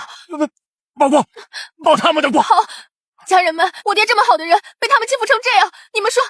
我应该怎么办呀？报警，让他们把门。好了，黄哥，多余了，都多余了哦。这怎么办啊？人越来越多了。没事儿，他在这装呢。你说我爹是装的，我看你脸都不要了。我爹这么大岁数了，怎么可能会去装？再说装对他有什么好处？你爹拿个假货来我这儿，被我识破了，所以他就装病吓唬人。你说这是假的？这可是秦爷亲自鉴定过的宝贝，这可是唐朝的宝贝。那秦爷说是真的，你卖给秦爷去啊？你来我这儿干啥呀？我爹卖给你是为了你呀，是为了拯救你这颗堕落不堪的灵魂。我爹都80了呀，这么大的年纪，怎么可能会去骗人呀？我爹善良一辈子了，就被你气死了。可这东西的真品在博物院里呢。博物院里的是拿我这个伪造的，我这个才是真的。嚯，你牛！爹你怎么了？爹你别吓我呀！太好了，好瞪眼睛惊人呢，这下就能死定了。是啊，黄哥，你把我爹活活气死了，你必须要给我补偿，我要8亿。什么8亿？不是你穷疯了？我们哪有那么多钱啊？就那个瓷瓶和那个玻璃桶给我就行。感情你这是惦记着我的宝贝来了呀？你做梦！快来人呀！我爹这么好的人，被他们给冤枉了，被他们欺负成这样，大家快过来看看！能把人活活气死，牛逼！អីដែរគួរតែទៅបិទលីទៅដឹងឲ្យបិទហាងតែម្ដងហើយយ៉ាងម៉េចដែរ ពួកយើងក៏ធ្វើចាំមិនទៅ អេកំពុងធ្វើអី មកពីណា អូនស្រីតើសុខសប្បាយទេគឺជាលះតើតើមានរឿងអីនេះគ្រប់គ្នាគឺសុទ្ធតែបានឃើញផ្ទាល់ភ្នែកកុំទុកឲ្យពេលវេលាកន្លងហួសទៅអីរឿងអីបានជាខាងនៅលោកពូ ពួកយើងអត់បានធ្វើស្អីទេ អ្វីមានហេតុផលឯងជាអ្នកធ្វើខុសតាមពិតទៅខ្ញុំមិនស្គាល់គាត់ទេ ប៉ាឆាប់ដឹងខ្លួនឡើងបើចាស់ប៉ាខ្ញុំប្រហែលជាស្លាប់ហើយប៉ាឆាប់ដឹងខ្លួនឡើងជួយពួកយើងផងនាងកំពុងតែសែកពួកយើងមិនបានធ្វើអីទេគេបានឃើញផ្ទាល់ភ្នែកថាពួកនេះបានសម្លុតប៉ាខ្ញុំនៅហ៊ានប្រកែកទៀតខ្ញុំត្រូវការចម្លើយថ្ងៃនេះខ្ញុំនឹងប្រាប់ប៉ូលីស បានហើយនាងកំចង់រករឿងខ្ញុំជូនគាត់ទៅមន្ទីរពេទ្យក ុំហ៊ានប៉ះប៉ារបស់ខ្ញុំឲ្យសោះ ខ្ញុំជូនគាត់ទៅមន្ទីរពេទ្យទៅ នេះឯងកំពុងតែចង់សម្លាប់មនុស្សម្នាក់ហើយព្យាយាមសម្លាប់ពួកយើងឲ្យលុយមកបើមិនឲ្យទេខ្ញុំនឹងដាក់គាត់នៅក្នុងហាងរបស់ឯង ជាលះខ្ញុំទូឯងនេះជាកំហុសរបស់ឯងប៉ុន្តែឯងបានជាកិច្ចចេញពីបញ្ហាខ្ញុំណែនាំឯងទៅចុះយកល្អណាស់ឯងបងលុយគាត់ទៅ បងលុយឯងជាអ្នកអាកាត់ ជាលះគ្រប់គ្នាគេសុទ្ធតែបានឃើញឯងកុំកុហកអសោះណាប៉ិតដែរមានសាកសីឃើញច្រើនណាស់ឯងចង់សម្លាប់លោកដែនហើយឯងដែលកំពុងតែសម្លុតមនុស្សល្អទៀតផងណាបងប្រុសត្រូវតែមានសតិសម្បជញ្ញៈអាចចូលគុកបានដោយសារតែមនុស្សចាស់គ្រប់គ្នាឃើញហើយនេះក៏មានប៉ាបើគាត់ជាប៉ារបស់នាងតើគិតយ៉ាងម៉េចលើកនេះគេមិនអាចប្រកែកទេជីវិតមនុស្សសំខាន់ជាងគុំកើកតុំយើងមកថ្ងៃនេះដើម្បីស្វែងរកយុត្តិធម៌ជូនបរិសុទ្ធចំណាស់នេះគ្រប់គ្នាក៏ដូចគ្នាដែរបងលុយធ្វើតែឯងទេ ប្រាប់ពួកឯងចុះគុំខំស្រាយអីយើងមិនសងទេអ្នកទាំងអស់គ្នាគួរតែមានសិលធម៌ខ្ញុំមិនបានធ្វើអីខុសខ្ញុំមិនសងគាត់ទេបរិសុទ្ធម្នាក់នេះយករបស់ខ្លាំងៗយកមកឲ្យខ្ញុំហើយឲ្យខ្ញុំបងលុយឲ្យគាត់ ហ៊ានចាប់ប្រកាន់ពួកយើងផងខ្ញុំដាក់បដៅទៅ កំពុងតែបញ្ឆេះឲ្យព្រឹកឆេះហើយអ្នកក្រមានមហិច្ឆតាខ្ពស់ណាស់បងប្អូនទាំងអស់គ្នាកុំឲ្យគេម្នាក់នេះបាក់ខាបានអីផ្ដល់មេរៀនឲ្យគេទៅកុំឲ្យវាទៅអិតកតុំកុំតិចខាងវាចោលទៅចោលទៅចោលទៅចោលទៅចោលទៅចោលទៅ ធ្វើស្អីដឹងធ្វើត្រង់នឹងជីវិតដែរចេញទៅកុំមកឈរទៅទីនេះទៀតបើខ្លាំងគឺឯទៀតហើយហ៎លើកមុនយើងទុកឲ្យឯងរស់លើកនេះហ៊ានមកបង្ករឿងទៀតឯងមិនចង់រស់ហើយ បងខ្លាខ្ញុំមិនមែនចង់ធ្វើបាបនេះទេត្រូវចាំថាផ្ទះដៃម្ខាងវាមិនលើទេគឺជាលេចអ្នកធ្វើបាបបរោះនោះគ្មានពាក់ព័ន្ធខ្ញុំទេ បាទអញ្ចឹងពួកគេទាំងអស់នេះធ្វើស្អីដែរ គេគ្រាន់តែចង់ជួយតែប៉ុណ្ណោះខ្ញុំមិនចូលចិត្តអត្តចរិតរបស់ជើងឡាំងទេទេព្យាយាមចាប់គេ បែរនេះវាមិនខុសពីការប្លន់ទេ អេកុំចោទប្រកាន់ពួកយើងធ្វើតែរឿងត្រឹមត្រូវសពអយុត្តិធម៌ ស្ដាប់បញ្ចាំណាប្រាប់គ្នាពួកឯងកុំឲ្យមកធ្វើអញ្ចឹងទៀត អេផ្លូវសង្គមមានច្រើនណាស់ឯងកុំនិយាយគ្មានហេតុផលបែបនេះអីខ្ញុំមិនបានស្គាល់ពួកគេទាំងអស់នេះទេ ឯងនិយាយពិតឬក៏មិនពិតថាពួកទាំងអស់នេះគ្មានពាក់ព័ន្ធជាមួយនឹងឯងកូនចៅចាប់ពួកវាទាំងអស់នេះយកទៅដាក់ក្នុងគុកឲ្យអស់ទៅ ហើយអីចាប់ដាក់គុកពួកយើងមិនបានធ្វើខុសទេបែរហើយខ្ញុំអត់បាននិយាយអីទេ ឯងមានអីនិយាយទៀតទេ ពួកឯងទាំងអស់គ្នាពិតជាគ្មានប្រយោជន៍មែន ឆាប់ចេញទៅតើចាស់ក្រោកឡើងតើចាស់មុននេះលោកនិយាយថាពួកគេបានឃើញនៅពេលដែលបងខ្លាំងមកហេតុអីបានជាប្រកែកវាយមិនគួរលើកលែងឲ្យពួកគេទេឆាប់យកឆ្កែចេញពីទីនេះភ្លាមទៅ ឡើងខ្ញុំ តែពិតខ្ញុំគឺជាជនរងគ្រោះមានគេវាយ ប្រវត្តិសម្ប័យរបស់តាចាស់អីទៅយើងសពបំផុតមនុស្សដែលធ្វើពុតវាយទៅវាយ ខ្ញុំក៏ហើយ ចំណែកឯងវិញឆាប់ចេញពីទីនេះភ្លាម ចង់យ៉ាងម៉េចរបស់ខ្លាខ្ញុំស្មោះត្រង់របស់ខ្លាំងណាស់ខ្ញុំមកនេះក្នុងនាមលោកចិនគេបានធ្វើឲ្យលោកចិននឹងអន់ចិត្តទើបបានជាខ្ញុំមក លោកចិន ពិតមែនហើយលោកចិនកំពុងតែមានរឿងជាមួយអ្នកក្មេងម្នាក់នេះព្រោះតែគេបានមើលងាយលោកចិនចិត្តដល់ពិធីជប់លៀរបស់គាត់ហើយខ្ញុំគិតថាវាមិនឡោះទេ មិនបាច់គម្រាមយើងទេ ពិធីជប់លៀលោកចិនគឺជាពិធីពិសេសខ្ញុំគិតថាលោកក៏ដឹងក៏ប៉ុន្តែគេនេះបានធ្វើឲ្យភរិយាលោកចិននឹងមានការក្តៅក្រហាយអញ្ចឹងហើយបានជាគាត់ខឹង មិនហ៊ានទេខ្ញុំព្រឺសម្បុរណាឯងកុំស្មានថានិយាយឈ្មោះលោកចិនមកគម្រាមខ្ញុំបានអីសោះបងខ្លាគូផ្ដាល់មេរៀនឲ្យពួកវាខ្លះណែចាត់ការឲ្យតម្លាក់លើខ្ញុំចុះល្អវាយឆាប់នាំគេចេញពីទីនេះភ្លាម ឡើយយើងភ្លាមយើងធ្វើការលោកចិនឡើយយើងទៅឡើយយើង វាយឲ្យស្លាប់ចង្រៃ ជើងគួរតែលាក់មុខមករយៈសិន មិនអីទេព្រោះថាប្រទេសចិនយើងល្អបំផុតនៅក្នុងលោកកុំខ្លាចអីបងខ្លាបងមកទីនេះមានការអីយករបស់មកវាយមើលចុះប៉ុន្តែមួយនេះយើងមិនដែលឃើញកាលពីមុនមកមើលយ៉ាងម៉េចដែរ តែមើលទៅឃើញវាបែប មិនខុសទេវាល្អខ្លាំងណាស់បងខ្លាតើមានអីឲ្យខ្ញុំជួយបងទៀតទេល្អណាស់យើងគ្មានអីទៀតទេ នេះមិនដឹងថាជារបស់អីទេហេតុអីក៏ទុកវាមិនគិតថាវានាំគ្រោះថ្នាក់ទេ កុំបារម្ភអី អាឡូយល់ហើយ យ៉ាងម៉េចហ្នឹង ត្រូវតែឥឡូវនេះមានបញ្ហា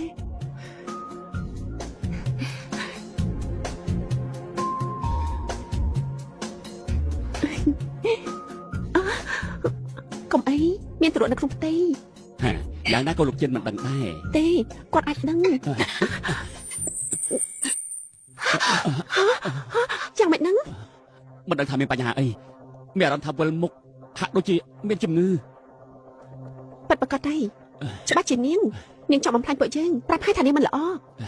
ចិត្តអស់ពេលវេលាហើយពួកយើងត្រូវទៅទីនោះកុំឲ្យអ្នកណាឃើញពួកយើង តែមុនចាស់ខ្ញុំទៅតាមក្រៅ លោកហ្វឹងអំណោយដែលលោកយកមកនេះគឺកូនស្រីលោកហ្វឹងស៊ីស៊ឺជាអ្នកទិញលោកធ្វើអញ្ចឹងទៅពួកយើងចេះស្អីទៅ អាយ៉ាលោកម្ចាស់ហូងកុំនិយាយបែបនេះអីលោកម្ចាស់ជីនពួកយើងមិនហ៊ានធ្វើអ្វីឲ្យថោះធ្លួយទេប៉ុន្តែចរិតក្មេងខ្ញុំនិយាយហើយតែនាងមិនស្ដាប់ខ្ញុំមិនអាចធ្វើអ្វីបានទេត្រូវហើយតាមពិតបងស្រីត្រូវជាឡើងបបបញ្ឆោតគាត់មិនធ្វើអញ្ចឹងទេ ខ្ញុំមិនខ្វល់ទេខ្ញុំគ្រាន់តែចង់បានមនុស្ស អ្នកខ្ញុំ នៅថ្ងៃដែលជាវលៀងបានចេះប្រមាថលោកម្ចាស់ចិនហ្វងស៊ីសើក៏កំពុងឈរនៅក្បែរនោះខ្ញុំមកថ្ងៃនេះគឺដើម្បីសុំចម្លើយក ុំបារម្ភអីចំពោះរឿងនេះខ្ញុំសូមជួយលោកម្ចាស់ជើងដើម្បីចាត់ចែងទៅចុះខ្ញុំមិនថាអីទេ ប៉ា អមិនក៏ឯងក្រមកម្លេះ គឺអាឡាត់ឯទៀតគឺខ្ញុំឯង តើឯងមកធ្វើស្អី អញចិត្តស្លាប់ហើយនៅកៅកតុំទៀត អាយ៉ាអ្នកនាងលីនិយាយត្រូវណាស់យ៉ាងម៉េចខ្ញុំមកនេះព្រោះតែមានបញ្ហាចង់ពិភាក្សា ខ្ញុំនេះហើយគឺជាភរិយារបស់លោកជីនតែហ៊ានប្រមាថខ្ញុំទេ មានអ្វីរអៀលខ្លួនមែនទេ ឯងបិទបាត់ទៅឯងមើលចុះមនុស្សប្រុសដែលឯងកំពុងតែសាបគប់បរិះម្នាក់នេះគឺកំពុងតែកុហកឯងហើយឯងលោកខ្លាំងណាស់អ្វីដែលឯងធ្វើនេះគឺកំពុងតែបំផ្លាញគ្រួសារខ្លួនឯងហើយ អើយ វាគ្រាន់តែជាអំណាចនៃអណ្ដាតតែប៉ុណ្ណោះបន្ទាប់ពីឆ្នាំនេះឯងប្រកាសជាស្លាប់ជាមិនខាន អូនស្រីថ្ងៃនេះសូមប្រាប់ថាអ្វីដែលមានទាំងអស់សម្រាប់បងគឺមានតែកំណត់វាជាថ្លៃបណ្ដាការរបស់បងគួរតែរៀបការជាមួយលោកហួងគាត់ជាមនុស្សល្អក៏បដិសេធអី អញនិយាយអី ឯងហ៊ានបាយទៅផងហ៎ គុំនិយាយប្រេះប្រាស់ទៀតបើមិនចឹងទីមាត់ច្បាស់ច្បាស់ នេះ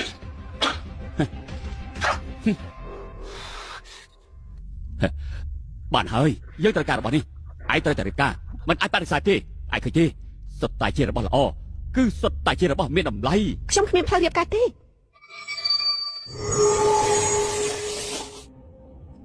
មិនមែនជារបស់ល្អស្អីទេគ្រាន់តែជារបស់តូចតាចគ្មានតម្លៃអ្វីនោះទេរបស់ទាំងអស់នេះសុទ្ធតែមានតម្លៃជារតនសម្បត្តិដែលមិនអាចកាត់ថ្លៃបាន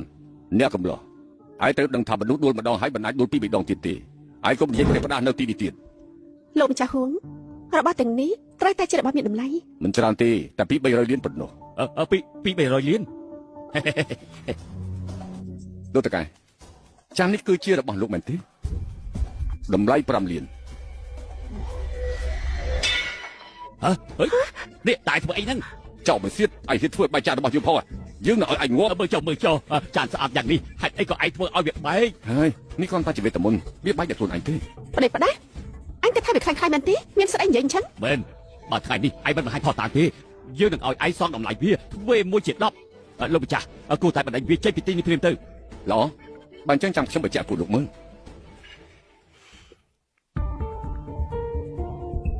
ពួកលោកមានឃើញទេតែនេះជាស្អី ឲ្យមកវាគឺខ្លាំងនេះនេះ វាគ្រាន់តែធ្វើតាមរបស់ដើមដោយប្រើបច្ចេកទេសទំនើបតែប៉ុណ្ណោះទេប៉ុន្តែអសរមិនពិតត្រូវបានសរសេរនៅលើពណ៌ស្រឡែងទាំងនេះគឺសម្រាប់តែមនុស្សដែលមិនយល់តែប៉ុណ្ណោះ ឯងនិយាយពីស្អីហេតុអីទៅលោកហួង ខ្ញុំមិនដឹងទេថាវាមានលីឡំរបស់ខ្លាំងខ្ញុំមិនដឹងតតែសោះ គ្មានបញ្ហាទេលោកហួងក៏ជាជនរងគ្រោះក្នុងនេះមានតែមួយប៉ុណ្ណោះដែលជារបស់ខ្លាំងតែផ្សេងទៀតជារបស់ពិត អ្វីផ្សេងទៀតជារបស់ពិតអញ្ចឹងវាជារបស់ដែលមានតម្លៃហើយ មិនប្រកាសថាជារបស់ពិតទេយល់ល្អទៅខ្ញុំបញ្ជាក់វាចុះហេកុំប៉ះពាល់បើយើងមិនអនុញ្ញាតឯងមិនអាចប៉ះពាល់អ្វីទាំងអស់បានថ្ងៃនេះយើងនឹងធ្វើឯងរត់ទៅរលុយឥឡូវប្រៀបធៀបមើលជំវិញបន្ទប់នេះចុះតើរបស់ណាជារបស់ថ្លៃបំផុតឯងឆាប់រៀបរាប់ទៅយើងនឹងឲ្យឯងចាញ់បើសិនជាយើងចាញ់យើងមិនទៅផ្ទះគឺទៀតទេរីឯមង្គលការកោប្រុសយើងជាមួយហ្វឹងស៊ីស៊ឺនឹងត្រូវលុបចោលភ្លាមល្អនេះគឺជាកិច្ចព្រមព្រៀង កុំធ្វើយ៉ាងអីលោកហួងតាមពិតគេតែពីអ្នកចរិតការហើយកុំឲ្យរឿងតូចតាចវាខ្លាចទៅជារឿងធំអីពួកយើងបានប្រព្រឹត្តគ្នារួចហើយ យ៉ាងម៉េចលោកមិនទុកចិត្តខ្ញុំហ៎គិតថាខ្ញុំនឹងចាញ់អាឡិននេះមែនទេ ទេអត់ទេ អាឡិនហ៊ានប្រឆាំងកោប្រុសយើងហើយចាំមើលចុះថ្ងៃនេះយើងនឹងបង្ហាញមរណពិតរបស់គ្រួសារពួកយើងល្អណាស់ធ្លាប់វាយប្រុសក្មេង2នាក់ហើយលើវាយមនុស្សចាស់ម្ដងថ្ងៃនេះខ្ញុំនឹងធ្វើឲ្យគ្រួសាររបស់លោកចាញ់យ៉ាងអាម៉ាស់មុខបំផុត ហេតុអីក៏គេហ៊ានខ្លាំងម្ល៉េះឯងធ្វើបានទេ តាមពិតទៅហ្វាំងសេស៊ីនិងជើលៀងស្គាល់គ្នាពួកគេអាចមានទំនាក់ទំនងស្នេហាទៅនាងចង់ចាក់ចេញខ្ញុំមិនអាក្រក់ដូចនាងគិតទេ កុំបារម្ភអីមានខ្ញុំនៅហើយ ប្រយ័ត្នផង ចាប់ផ្ដើមទៅខ្ញុំមិនរឿងមួយលោកមុនទៅឲ្យយើងចាប់ផ្ដើមមុនឯងច្បាស់ជាអស់ឱកាសជាមិនខាតអញ្ជើញ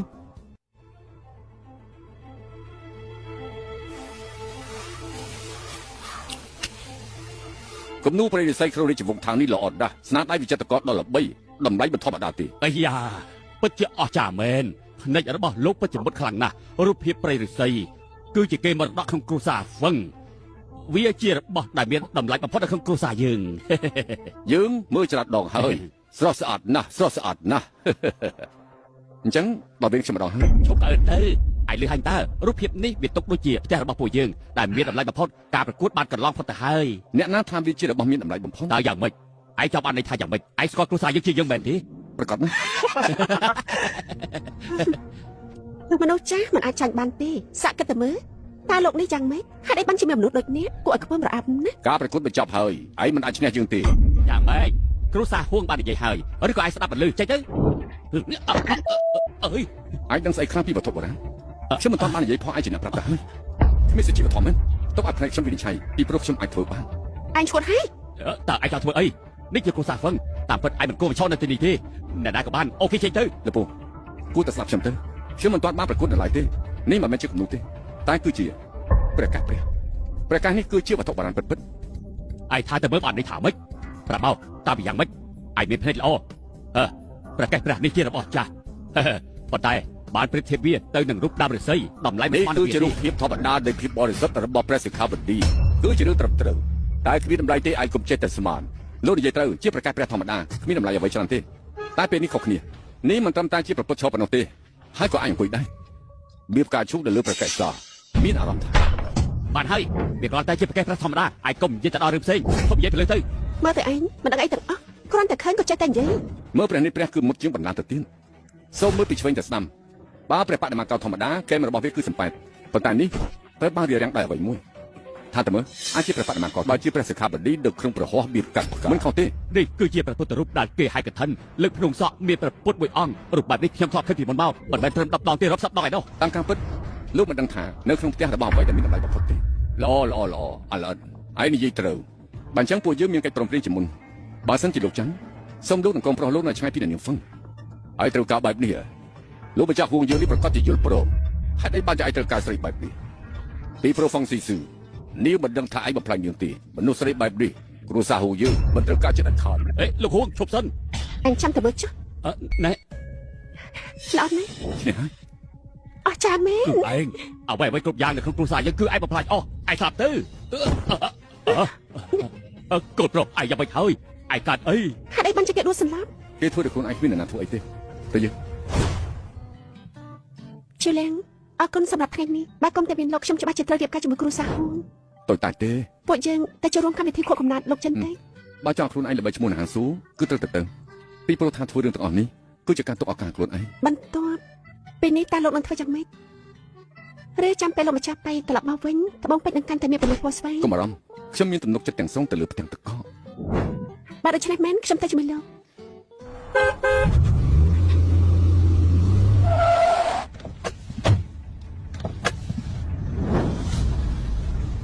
នេះទៅមិនចុះ នេះទៀតជឿលែងខ្ញុំពិតជាពិបាកតាមរកលោក តែនេះមកធ្វើអី មកទៅសួរខ្ញុំបែបនេះដឹងតែលោកជួបបញ្ហាច្រើនណាស់ពេលនេះលោកចិនគាត់មានការស្ដាយក្រោយឆាប់ទៅជាមួយខ្ញុំព្រោះលោកចិនកំពុងតែខឹងកុំឲ្យមានរឿងធំថាម៉េចជីតាខ្ញុំបានរៀបចំឲ្យខ្ញុំនាំលោកទៅជាមួយពួកយើងត្រូវតែហាងឆៃខ្ញុំចង់ពិបាកហើយពួកយើងទៅបន្ទប់អាហារពេលល្ងាចលោកចិនបានត្រៀមខ្លួនជាស្រេចនៅក្នុងការលេខឈប់ពីមុខចំនួនអ្នកហាងសួរប្រកបវាទៅឲ្យគ្រួសារហួននៅប្រពន្ធរបស់គាត់មិនដឹងថាអ្នកណាស្លាប់ឬរស់អ្នកទាំងពីរមិនអាចទៅជាមួយគ្នាបានទេ ខ្ញុំមិនទៅទេ ហេតុអី ខ្ញុំនិយាយថា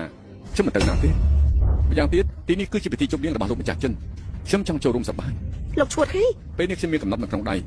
ខ្ញុំមិនគិតពីរឿងផ្សេងទេជប់អបួលខ្ញុំទៅ មិនគួរឲ្យជឿទៅតែសោះកុំលោកសរសើរខ្លួនឯងពេកលោកចិនមានកំណត់ទ្រព្យច្រើនលោកនៅមិនទាន់បានឃើញទេកុំល្ងងខ្លាំងពេកជឿលែងអ្នកនាងឆាននិយាយត្រូវណាស់លោកចិនមានទ្រព្យសម្បត្តិច្រើនណាស់គាត់បានចាប់អារម្មណ៍វត្ថុបុរាណរបស់លោកទេដូច្នេះកុំប៉ះពាល់ជាមួយគាត់ មិនទេ លើទេនេះជាអំណាចសម្រាប់ពិធីជប់លៀងអ្វីគ្រប់យ៉ាងនៅក្នុងនេះខ្ញុំជឿថាលោកអានហើយនឹងពេញចិត្តជាពិសេសរីករាយជាមួយនឹងការបិទលោកពីព្រោះលោកដឹងហើយថាប៉សិលិនរបស់លោកនឹងបាត់ប នេះ ង់ គឺជាគម្រោងស្អីទៅមិនក៏មើលទៅដូចជាការបំបីទឹកកករបស់ខ្ញុំ ពិចារណាទៅ ពិចារណាខ្ញុំមិនយល់ស្របទេប៉ុន្តែខ្ញុំចង់សុំឲ្យអ្នកនាងឈិនធ្វើកិច្ចការចុងក្រោយមួយឲ្យខ្ញុំ រឿងអីទៅ គឺខ្ញុំចង់បានលិខិតអញ្ជើញ ហ៎ចង់ស្រាប់មែនទេរឿងនេះខ្ញុំមិនអាចជួយបានទេអ្វីដែលខ្ញុំអាចជួយបានគឺអញ្ជើញទៅញ៉ាំអាហារថ្ងៃត្រង់ អរគុណ ហេតុអីមិនព្រមស្ដាប់ខ្ញុំខឹងហើយ កាលពីមុនម្ដងហើយ និយាយពីអី ខ្ញុំថាវាជាអត្ថបទចុងក្រោយរបស់នាងនៅចាំបានទេ គឺថា បុរសអាចកំបាំងដែលផ្ញើសារនាងគឺជាខ្ញុំនឹងហើយខ្ញុំតែងតែដឹងថានាងគឺជានរណា លោកនិយាយពីរឿងអីខ្ញុំមិនយល់ទេ ជឿខ្ញុំចោះនាងមានបញ្ជួយនៅលើដើមទ្រូងនៅលើចង្កេះគឺមានស្នាមក្រហមហើយនឹងនៅលើគល់ភ្លើរបស់នាងគឺ ចាំនិយាយទេហេតុអីបានជាដឹង ថ្ងៃនោះខ្ញុំក៏ត្រូវគេមិនដឹងចេញដែរខ្ញុំចង់សាកល្បងប៉ុន្តែមិនដឹងធ្វើយ៉ាងម៉េចនាងហ្វឹងមានចិត្តពលីងណាខ្ញុំរំភើបចិត្ត មិនមែនខ្ញុំជាអ្នកធ្វើទេមកពីពេលនោះខ្ញុំបាក់ទឹកចិត្តអ្វីក៏មិនចង់ធ្វើ ខ្ញុំបានឃើញភាគីម្ខាងទៀតកុំធ្វើពុត តែលោកស្អប់ខ្ញុំមែនទេ មែនខ្ញុំស្រឡាញ់នាងណា អរគុណច្រើនអញ្ចឹង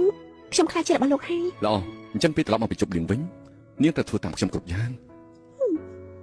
នេះជាអ្នកបង្ហាញនាំគ្នាសប្បាយចោះសប្បាយអស់ចិត្តទៅណាអូគឺលោកហួង សួស្ដីឆ្នាំថ្មីសុខសប្បាយទេជូនពរឆ្នាំថ្មី អត់ត្រូវតាំងពីលោកម្ចាស់ជីនមកដល់ហានស៊ូឮថាជំនួយរបស់លោកមានការរីកចម្រើនខ្លាំងណាស់សូមចូលរួមតែអផង ជាការខំប្រឹងរបស់ពួកយើងតែអ្វីដែលសំខាន់ជាលះកាន់តែក្រក់ទៅលោកហ្វាថតដូចទេថាហារបស់គេនៅមិនទាន់បានបាត់ទេបើតាមមើលទៅប្រហែលជាកំពុងតែដុតដៃដុតជើងខ្លាំងហើយ ស្មានថាគេធ្វើបាបលោកជីន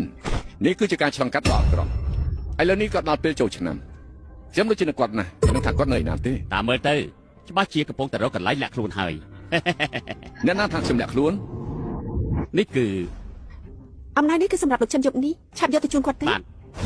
ទអ្នកណាឲ្យអង្គុយ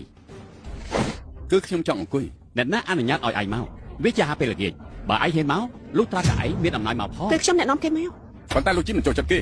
ឬមួយថាអ្នកនាងឈិនមិនដឹងទេឬថាលោកជីនចង់សម្រាប់គេទៀតផងមិនមែនជារឿងពិតឯងមានគ្រឿងអំណោយនៅទីនេះទេ នេះគឺមើលទៅដូចជាប្រអប់ថែ ពិតជាធំធំណាស់នេះជាថ្ងៃខួបកំណត់លោកជីនមិនបានចាយកកោតមកឯងមិនចង់រស់ហើយខ្ញុំមិនធ្វើរឿងល្ងងបែបនេះទេនៅក្រៅនេះគឺមានរឿងយ៉ាងហោចណាស់ពីនិតរបស់ខ្ញុំឲ្យច្បាស់សិនទៅជាលៀងឯងកំពុងនាំយកសម្រាប់កខ្វក់មកទីនេះយើងធ្លាប់ឃើញវាហើយអស់គ្នាមិនសុទ្ធតែដូចឯងនោះទេមនុស្សឯងនេះគ្មានន័យល្ងងខ្លាំងតើជារបស់ស្អីទៅសូមឲ្យយើងមើលផងមើលឲ្យល្អដាឯងមកទៀតហើយថ្ងៃនេះមិនគួរបង្ហាញខ្លួនសោះរឿងអីខ្ញុំមិនហ៊ាន ប្រហិនណាស់ឯងមិនខ្លាចស្លាប់មែនទោះបីជាពេលនេះយើងចាស់មានកម្លាំងខ្សោយតែយើងអាចវាយបាន មិនចាំបាច់ធ្វើដល់ម្លឹងទេខ្ញុំមិនចង់មានរឿងឡើយក ុំប្រាប់ឯងសោះណាថាឯងមកបង្ករឿង ហ្វឹងជីស៊ូសាអំពើអាក្រក់គេសំទទួលទោសអញ្ចឹងហើយ ឯងថាម៉េចឯងឃើញហើយថាគ្រូសាយើងពើលើគ្រូសាហួងកុំឆ្លើយសោះហេតុអីធ្វើបាបកូនប្រុស មួយជំហានដល់មេឃ នៅពេលដែលហ៊ុនជីស៊ូនិងលីងសេលីលាតត្រដាងស្នេហ៍របស់ពួកគេនោះ អត់ដែរ តើគ្រួសារហ្វុងរបស់ពួកលោកបញ្ចប់ការលេងទេ តើមានរឿងអីទៅ ជាលៀងកុំនិយាយផ្លេចដែរកុំនិយាយនាំឲ្យមានរឿងព្រោះវាអាចនឹងមានទោសដោយសារពាក្យ ខ្ញុំ សម្ អត់និ ដី យាយប្រេះប្រាស់ទេពីព្រោះខ្ញុំបានឃើញពួកគេមែន វិធីបុណ្យនីតិខាងរដូវមិនត្រូវនិយាយរឿងគ្មានហេតុផលឡើយ លោកតា លោកចិត្តមកហើយដូចជាលឺអ្នកណាម្នាក់និយាយមិនសមហេតុផលបង្កាច់បង្ខូចភរិយាសួរថាតើអ្នកនោះជាអ្នកណា គ្មានអ្នកណាទៀតទេដូចបានប្រាប់បងអញ្ចឹងម្នាក់នោះគេគឺជាជាលៀងគេប្រមានបងឲ្យខ្ញុំម្ដងហើយម្ដងទៀតថ្ងៃនេះមិនត្រូវឲ្យគេរួចខ្លួន ឯង ទេ គិតថាពួកយើងគឺជាអ្នកធ្វើហ៎ កុំអាសន្នដ្ឋានខ្ញុំមិនបានដឹងរឿងអីទេខ្ញុំជាមនុស្សធម្មតាមិននឹងអាចធ្វើរឿងធំបានទៅខ្ញុំគ្រាន់តែមានអ្វីលឺលុបបន្តិចតែប៉ុណ្ណោះ ប្រហិន មិនខ្វះតែឯងបានជេរខ្ញុំឬអត់ទេប៉ុន្តែឯងបានជេរលោកម្ចាស់ជីនបានន័យថាឯងនេះទុកគាត់អន់ជាងឯង ឯងមិនស្គាល់ច្បាប់ទម្លាប់មែននៅចំពោះមុខលោកចិនហ៊ានក្អេងក្អាងផងវ៉ៃចាក់អូគេចេញទៅ ហូបសិន លោកម្ចាស់គេហ៊ានបង្អាប់លោកម្ចាស់ក្នុងចំណោមមនុស្សទុកឲ្យខ្ញុំផ្ដល់មេរៀនឲ្យគេចុះ បីប្រុសឯងពិតជាមានជំនឿចិត្តណាស់ឯងនិយាយជាមួយយើងបាត់នេះតើមកពីឈិនទៀនស៊ីដែលចាញ់បោកការបញ្ឆោតរបស់ឯងមែន ខ្ញុំមិនអាចសរសើរអ្នកណាទេប៉ុន្តែថ្ងៃនេះខ្ញុំសូមប្រាប់ថាអ្វីដែលខ្ញុំនិយាយសុទ្ធតែជាការពិតបន្ទាប់ពីអាហារពេលល្ងាចបញ្ចប់ខ្ញុំនឹងបង្ហាញជូន ហេតុអីត្រូវរងចាំ លោកម្ចាស់លោកគឺជាមនុស្សអស្ចារ្យនៅភាគខាងត្បូងម្ចាស់នៃពិភពបុរាណរងចាំបន្តិចក៏គ្មានបញ្ហាអ្វីដែរលោកចិនកុំស្ដាប់គេអសោះយល់ល្អអូគេទៅសម្រាប់ចោលទៅ ល្អយើងបានធ្វើល្អមួយរយៈប៉ុន្តែមិនមែនសម្រាប់ឯងទេហើយឯងតែផ្ដោតឲ្យឈិនទៀនស៊ីប្រឈមមុខនឹងការរងចាំរហូតក៏ប៉ុន្តែសម្រាប់យើងមិនអាចទទួលយកបានទេពីព្រោះយើងអន្តះសាឯងត្រូវតែស្លាប់ នេះជាថ្ងៃខួបកំណត់របស់លោកម្ចាស់ជីនមិនគួរធ្វើឲ្យមានការខូចខាតនៅក្នុងពិធីឡើយគ្រាន់តែបដាខ្លះទៅបាន ពិ ហើ ត យ មែនហើយ គ្រាន់តែជាអាហារមួយពេលកុំធ្វើឲ្យមានរឿងធំអីយើងមើលតែឯងចង់គេយករួចខ្លួនហើយអំណោយរបស់ខ្ញុំគឺអាចលើកក្តីស្រមឯងមិនចាំបាច់និយាយល្អដើម្បីយកចិត្តទេអំណោយរបស់ឯងគ្រាន់តែជាសម្រាមជាកាកសំណល់តែប៉ុណ្ណោះឯងគ្មានអ្វីគួរអស្ចារ្យទេមិនសមនឹងភ្នែកលោកម្ចាស់ចិនឡើយលោកម្ចាស់ចិនច្បាស់ជាមិនចាប់អារម្មណ៍នៅអ្វីដែលឯងលើកឡើងទេគាត់ត្រូវការតែកំណត់បុរាណតែប៉ុណ្ណោះ ពិតមែនហើយឧទាហរណ៍ជាដីលោកជាដើមទើបគាត់ពេញចិត្តបើជាអ្វីផ្សេងប្រហែលជាមិនអាចយកភ្នែកមើលទេអ្វីដែលខ្ញុំនិយាយនេះត្រូវដែរទេលោកម្ចាស់ហួង ពិតជាក្អិតបន្ទោសមែន នេះមិនបានជានិយាយបែបនេះយើងនឹងលោកហួងនឹងខ្លាចជាដល់ឡងនឹងគ្នាណែឈប់និយាយផ្ដេសផ្ដាស់ទៅបានហើយឈប់ជ្រុះគ្នាទៅចាប់ផ្ដើមឥឡូវនេះទៅ បាទអញ្ជើញអ្នកទាំងអស់គ្នាខ្ញុំសូមប្រកាសឲ្យបើចង់បានអីប្រាប់ខ្ញុំឲ្យចុះ បើអញ្ចឹងខ្ញុំសូមចាប់ផ្ដើមមុនគេចុះ អ្នកបម្រើមកនេះ នេះគឺជា លោកហួងពិតជាប្រកែកដឹងណាស់ នេះជាថ្លាមថ្មដែលល្អបំផុតរាប់ពាន់លានឆ្នាំមុនមានដំណក់ប្រេងស្រល់ដែលវារសាត់លើសត្វល្អិតហើយវាក៏បង្កើតជាវត្ថុមានតម្លៃអញ្ចឹងគ្រួសារផងមិនមែនជាគ្រួសារតូចតាចទេតែពីរបស់នេះ បើតាមខ្ញុំយល់នេះគឺជាការអួតអាងរបស់គ្រួសារគួងដូច្នេះកុំចាប់អារម្មណ៍ពេកវាជាលុយរបស់ពួកគេជាអ្នកជំនួយ លោកចិនច្បាស់ជាពេញចិត្តល្អសូមសរសើរ តាមមើលទៅលោកជីនពិតជាដៃធំណាស់ការថ្មបងប្រកុលហាងមួយឲ្យគាត់ដែលជាតាខ្ញុំមិនហ៊ានទេ អរគុណ មិនគួរឲ្យគេឈ្នះទេ អ្នកបន្ទាប់គឺខ្ញុំ លើថាលោកហ្វាំងល្បីបំផុតនៅហាងស៊ូវាជាមុខជំនួយសមុទ្រមិនដឹងថាគេនាំយកអំណោយអ្វីមកទេ អ្នកទាំងអស់គ្នាសូមទោសដែលបង្ហាញភាពអៀនខ្មាស់របស់ខ្ញុំ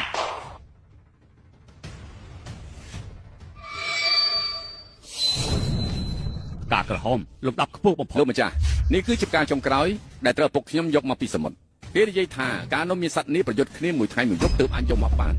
វាពិតជាមានតម្លៃណាស់ ល្អខ្លាំងណាស់ផ្កាថ្មនេះធំជាងមនុស្សឆ្ងាយណាស់ បើសិនជាគេវាស់ទៅគឺមានអង្កត់ចិត្តធំវាមានតម្លៃខ្លាំងណាស់មិននឹកស្មានសោះគ្រួសារហ្វាមានខ្លួនសម្បត្តិច្រើនបែបនេះធ្វើការជាមួយលោកចិនខាត់ឆ្នាំប៉ុណ្ណាក៏មិនស្អាត វាពិបាកបន្តិច ចង់និយាយពីអី របស់ល្អនេះអាចនិយាយបានថាកម្រនៅមានណាអាចមានវាណាស់ សន្មតថារបស់នេះដើម្បីឲ្យទិសដល់សាច់ញាតិសមុទ្រខាងកើត ខុសហើយវាសម្រាប់ការបញ្ចុះនៅសមុទ្រ ថាម៉េចអត់ទេអើយផ្កាថ្មនេះបើមើលពីទំហំរបស់វាគ្មានរចនាបថទេធ្វើជាបទថាវាពិសេសប៉ុន្តែនៅលើផ្ទៃរបស់វាបានបង្ហាញថាវាត្រូវបានគេទាញពីបាតសមុទ្របន្ទាប់មកក៏លេចម្ដងទៀតតែមានន័យថាម៉េចមានន័យថាវាគឺជាការលះបង់លោកហ្វាក្នុងពិធីគូកំណើតលោកម្ចាស់ជីនបែរជាផ្ញើផ្កាសម្រាប់បូជានេះជាបំណងមិនល្អលោកម្ចាស់ជីនខ្ញុំមិនដឹងថាវាត្រូវគេបញ្ចុះនៅបាតសមុទ្រទេខ្ញុំគ្រាន់តែឃើញគិតថាមានតម្លៃទើបខ្ញុំយកមកជូនលោកមិនមែនមានន័យថាសម្រាប់បូជាលោកទេលោកម្ចាស់ នេះជាថ្ងៃខួបកំណើតរបស់លោកជីនមិនបានជាយកការមកបូជាបែបនេះខែគ្រួសាររបស់អ្នកស្មានតែត្រឹមត្រូវ លោកម្ចាស់មិនមែនចឹងទេលោកជីនគួរធ្វើយ៉ាងម៉េច មើលទៅមិនល្អទេគេបានយកទៅជូនលោកហើយអានេះគឺជាសម្លាញ់ល្អបំផុតហើយ យកទូកសមុទ្ររបស់គ្រួសារហ្វាងកាត់ផ្ដាច់កិច្ចសហប្រតិបត្តិការទាំងអស់ជាមួយឆាប់យកវាចេញពីទីនេះទៅឲ្យឆាប់ឡើងយើងមិនចង់ឃើញគេទេ លោកម្ចាស់លើកលែងខ្ញុំផងលើកលែងខ្ញុំផងលោកម្ចាស់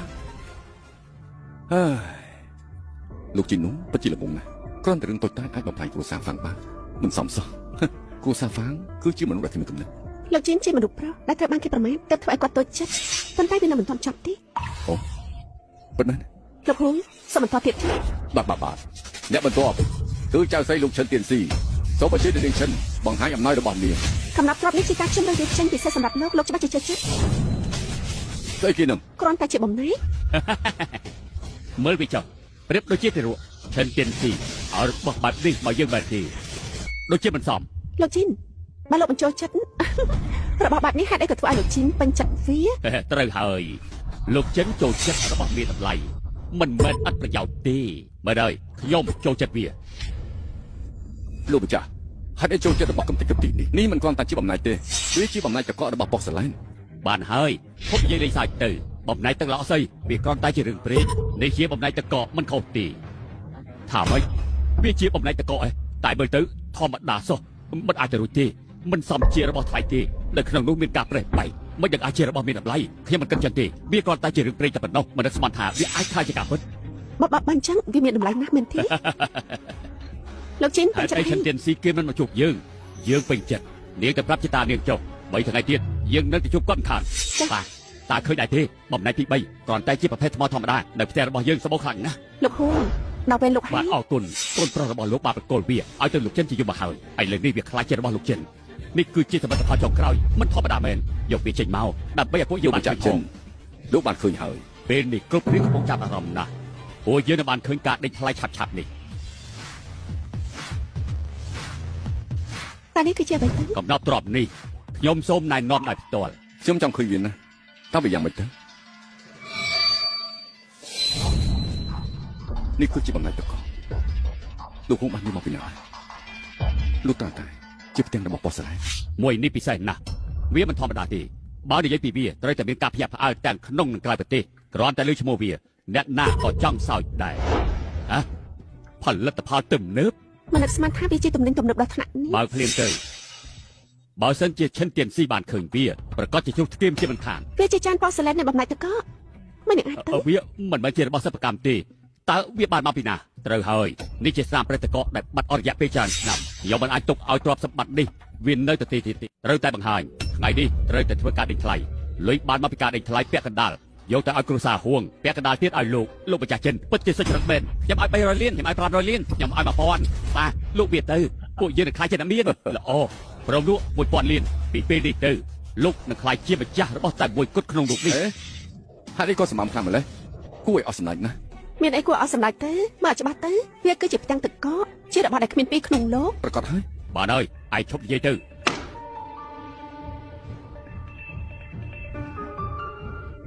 សូមចាំមើលកុំព្រិចភ្នែកអសោះនេះគឺជាទឹកកកប្រេះស្រាមរបស់ខ្ញុំ ស្អីគេនឹង នេះជាស្អីលោកហួងតើគិតយ៉ាងម៉េច លោកម្ចាស់ប្រាប់ខ្ញុំឲ្យច្បាស់មកមើលតើរឿងនេះវាយ៉ាងម៉េចវាមិនអាចមានទី2ទេ ឯងបានមកពីណា គឺខ្ញុំធ្វើ វា ហីយ៉ាឯនេះកំពុងតែអួតហើយឯងធ្វើបានដល់របៀបណាទៅលោកម្ចាស់គេច្បាស់ជាបានពីអ្នកផ្សេងមិនដឹងថាទិញមកពីណាទេ មែនហើយខ្ញុំមិនបានបញ្ជាក់ទេថាមានគុណភាពឬអត់អាចនិយាយបានថាគេមានសំណាងទៅចុះខ្ញុំតែឃើញម្នាក់នេះទេ តើសំណាងស្អីទៅវាមាន100បំណែក អ ឯថាវាមានមរតបំណៃឯដឹងទេថាវាបាត់អស់រយៈពេលជាច្រើនឆ្នាំតែតែបានឃើញតែពេលនេះត្រូវដឹងថាវាជារបស់កម្របំផុតនៅក្នុងលោកក្នុងប្រវត្តិសាស្ត្រវាល្បីខ្លាំងណាស់ពិតមែនទេតើវាល្បីដល់ថ្នាក់នឹងផងហ៎ 100បំណៃជារបស់ធម្មតាជារបស់សិប្បកម្មក្នុងលោកណាក៏អាចធ្វើវាបាត់ដែរអ្នកណាគេព័ត៌មានទើបតែទទួលបានជាលៀងស្វាគមន៍ ពេលនេះពួកយើងបានរៀបចំរួចអស់ហើយ បើខ្លះសូមជួយបានប្រអប់ទៅអ្នកទាំងគ្នាសូមអញ្ជើញនាំគ្នាមើលឲ្យច្បាស់ទៅ ស្លាប់ហើយច្រើន នេះពិតជាបំណៃតកពិតមែនមើលទៅច្រើនខ្លាំងណាស់ មិនគួរជឿទេរបស់នេះបាត់ខ្លួនច្រើនឆ្នាំហើយស្រាប់តែបង្ហាញខ្លួនជាថ្មី អស់ចាមែនពិតជាមនុស្សវាទេពកោសលមែន លោកម្ចាស់កុំភ្លេចឲ្យសោះថាជាយ៉ាងបានប្រមាថខ្ញុំបែបនេះតែលុយសំខាន់ប៉ុណ្ណាទៅគេឈ្មោះខ្ញុំសំខាន់ជាង ត្រូវហើយលោកជីបានរកឃើញកំណប់ហើយច្រើនខ្លាំងណាស់ទាំងនេះគឺជាបំណៃតកកម្រវាគ្មានច្រើនទេតតែឥឡូវមានវាហើយមិនសូវថ្លៃ មែនហើយប៉ុន្តែនៅបន្តបាននិយាយទេសូមទុកពេលឲ្យគេបញ្យល់សិនមិនដឹងថាពួកយើងមានលទ្ធភាពឬអត់ អ្នកណាថា អាយ៉ាកូនស្រីតើកូនកំពុងតែធ្វើស្អីបងប្រុសឯងស្លាប់នៅក្នុងផ្ទះចំណែកឯងបរិយារញ៉ៃនៅទីនេះធ្វើអីថែមទៀត ម៉ែនេះគឺជាអំពើរបស់គេ អើជីននៅទីនេះជាផតតាដែលហ្វឹងជីនស៊ូនិងលីសៀវលីខົບខិតគ្នា ហាម៉េច មិនប៉ះទេវាខ្លាំងខ្លាយខ្ញុំមិនដឹងរឿងទេ យកវាមិនដែរ លោកជីនកុំមើលអីវាប្រកាសជាខ្លាយហើយ យកមក លោកម្ចាស់នៅខាងនេះមិនត្រឹមតែហ្វឹងជីនស៊ូនិងលីសៀវលីបន្លប់ផតតាំងទេនៅមានហួងជីងហួរព្រមទាំងមនុស្សជាច្រើនទៀតហើយនេះហើយកូននៅក្នុងផ្ទៃរបស់ភរិយាលោកសូមលោកម្ចាស់មើលទៅខ្លួនឯងទៅ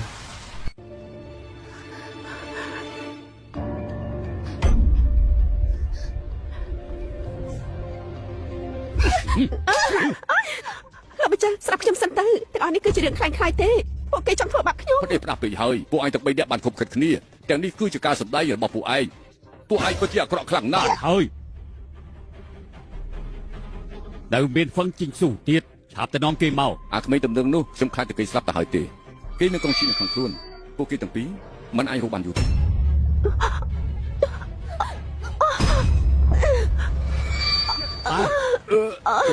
តៃមិនហើយឆាប់យកពួកគេចេញទៅតើចង់ធ្វើអីទៅ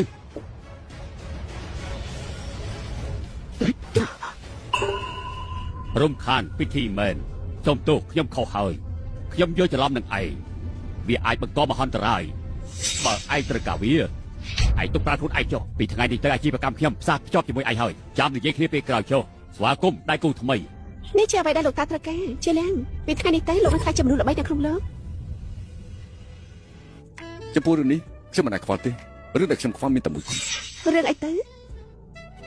នោះគឺតើពេលណាដែលអាចណាប់ជប់ជាមួយនឹងនាងហ្វឹង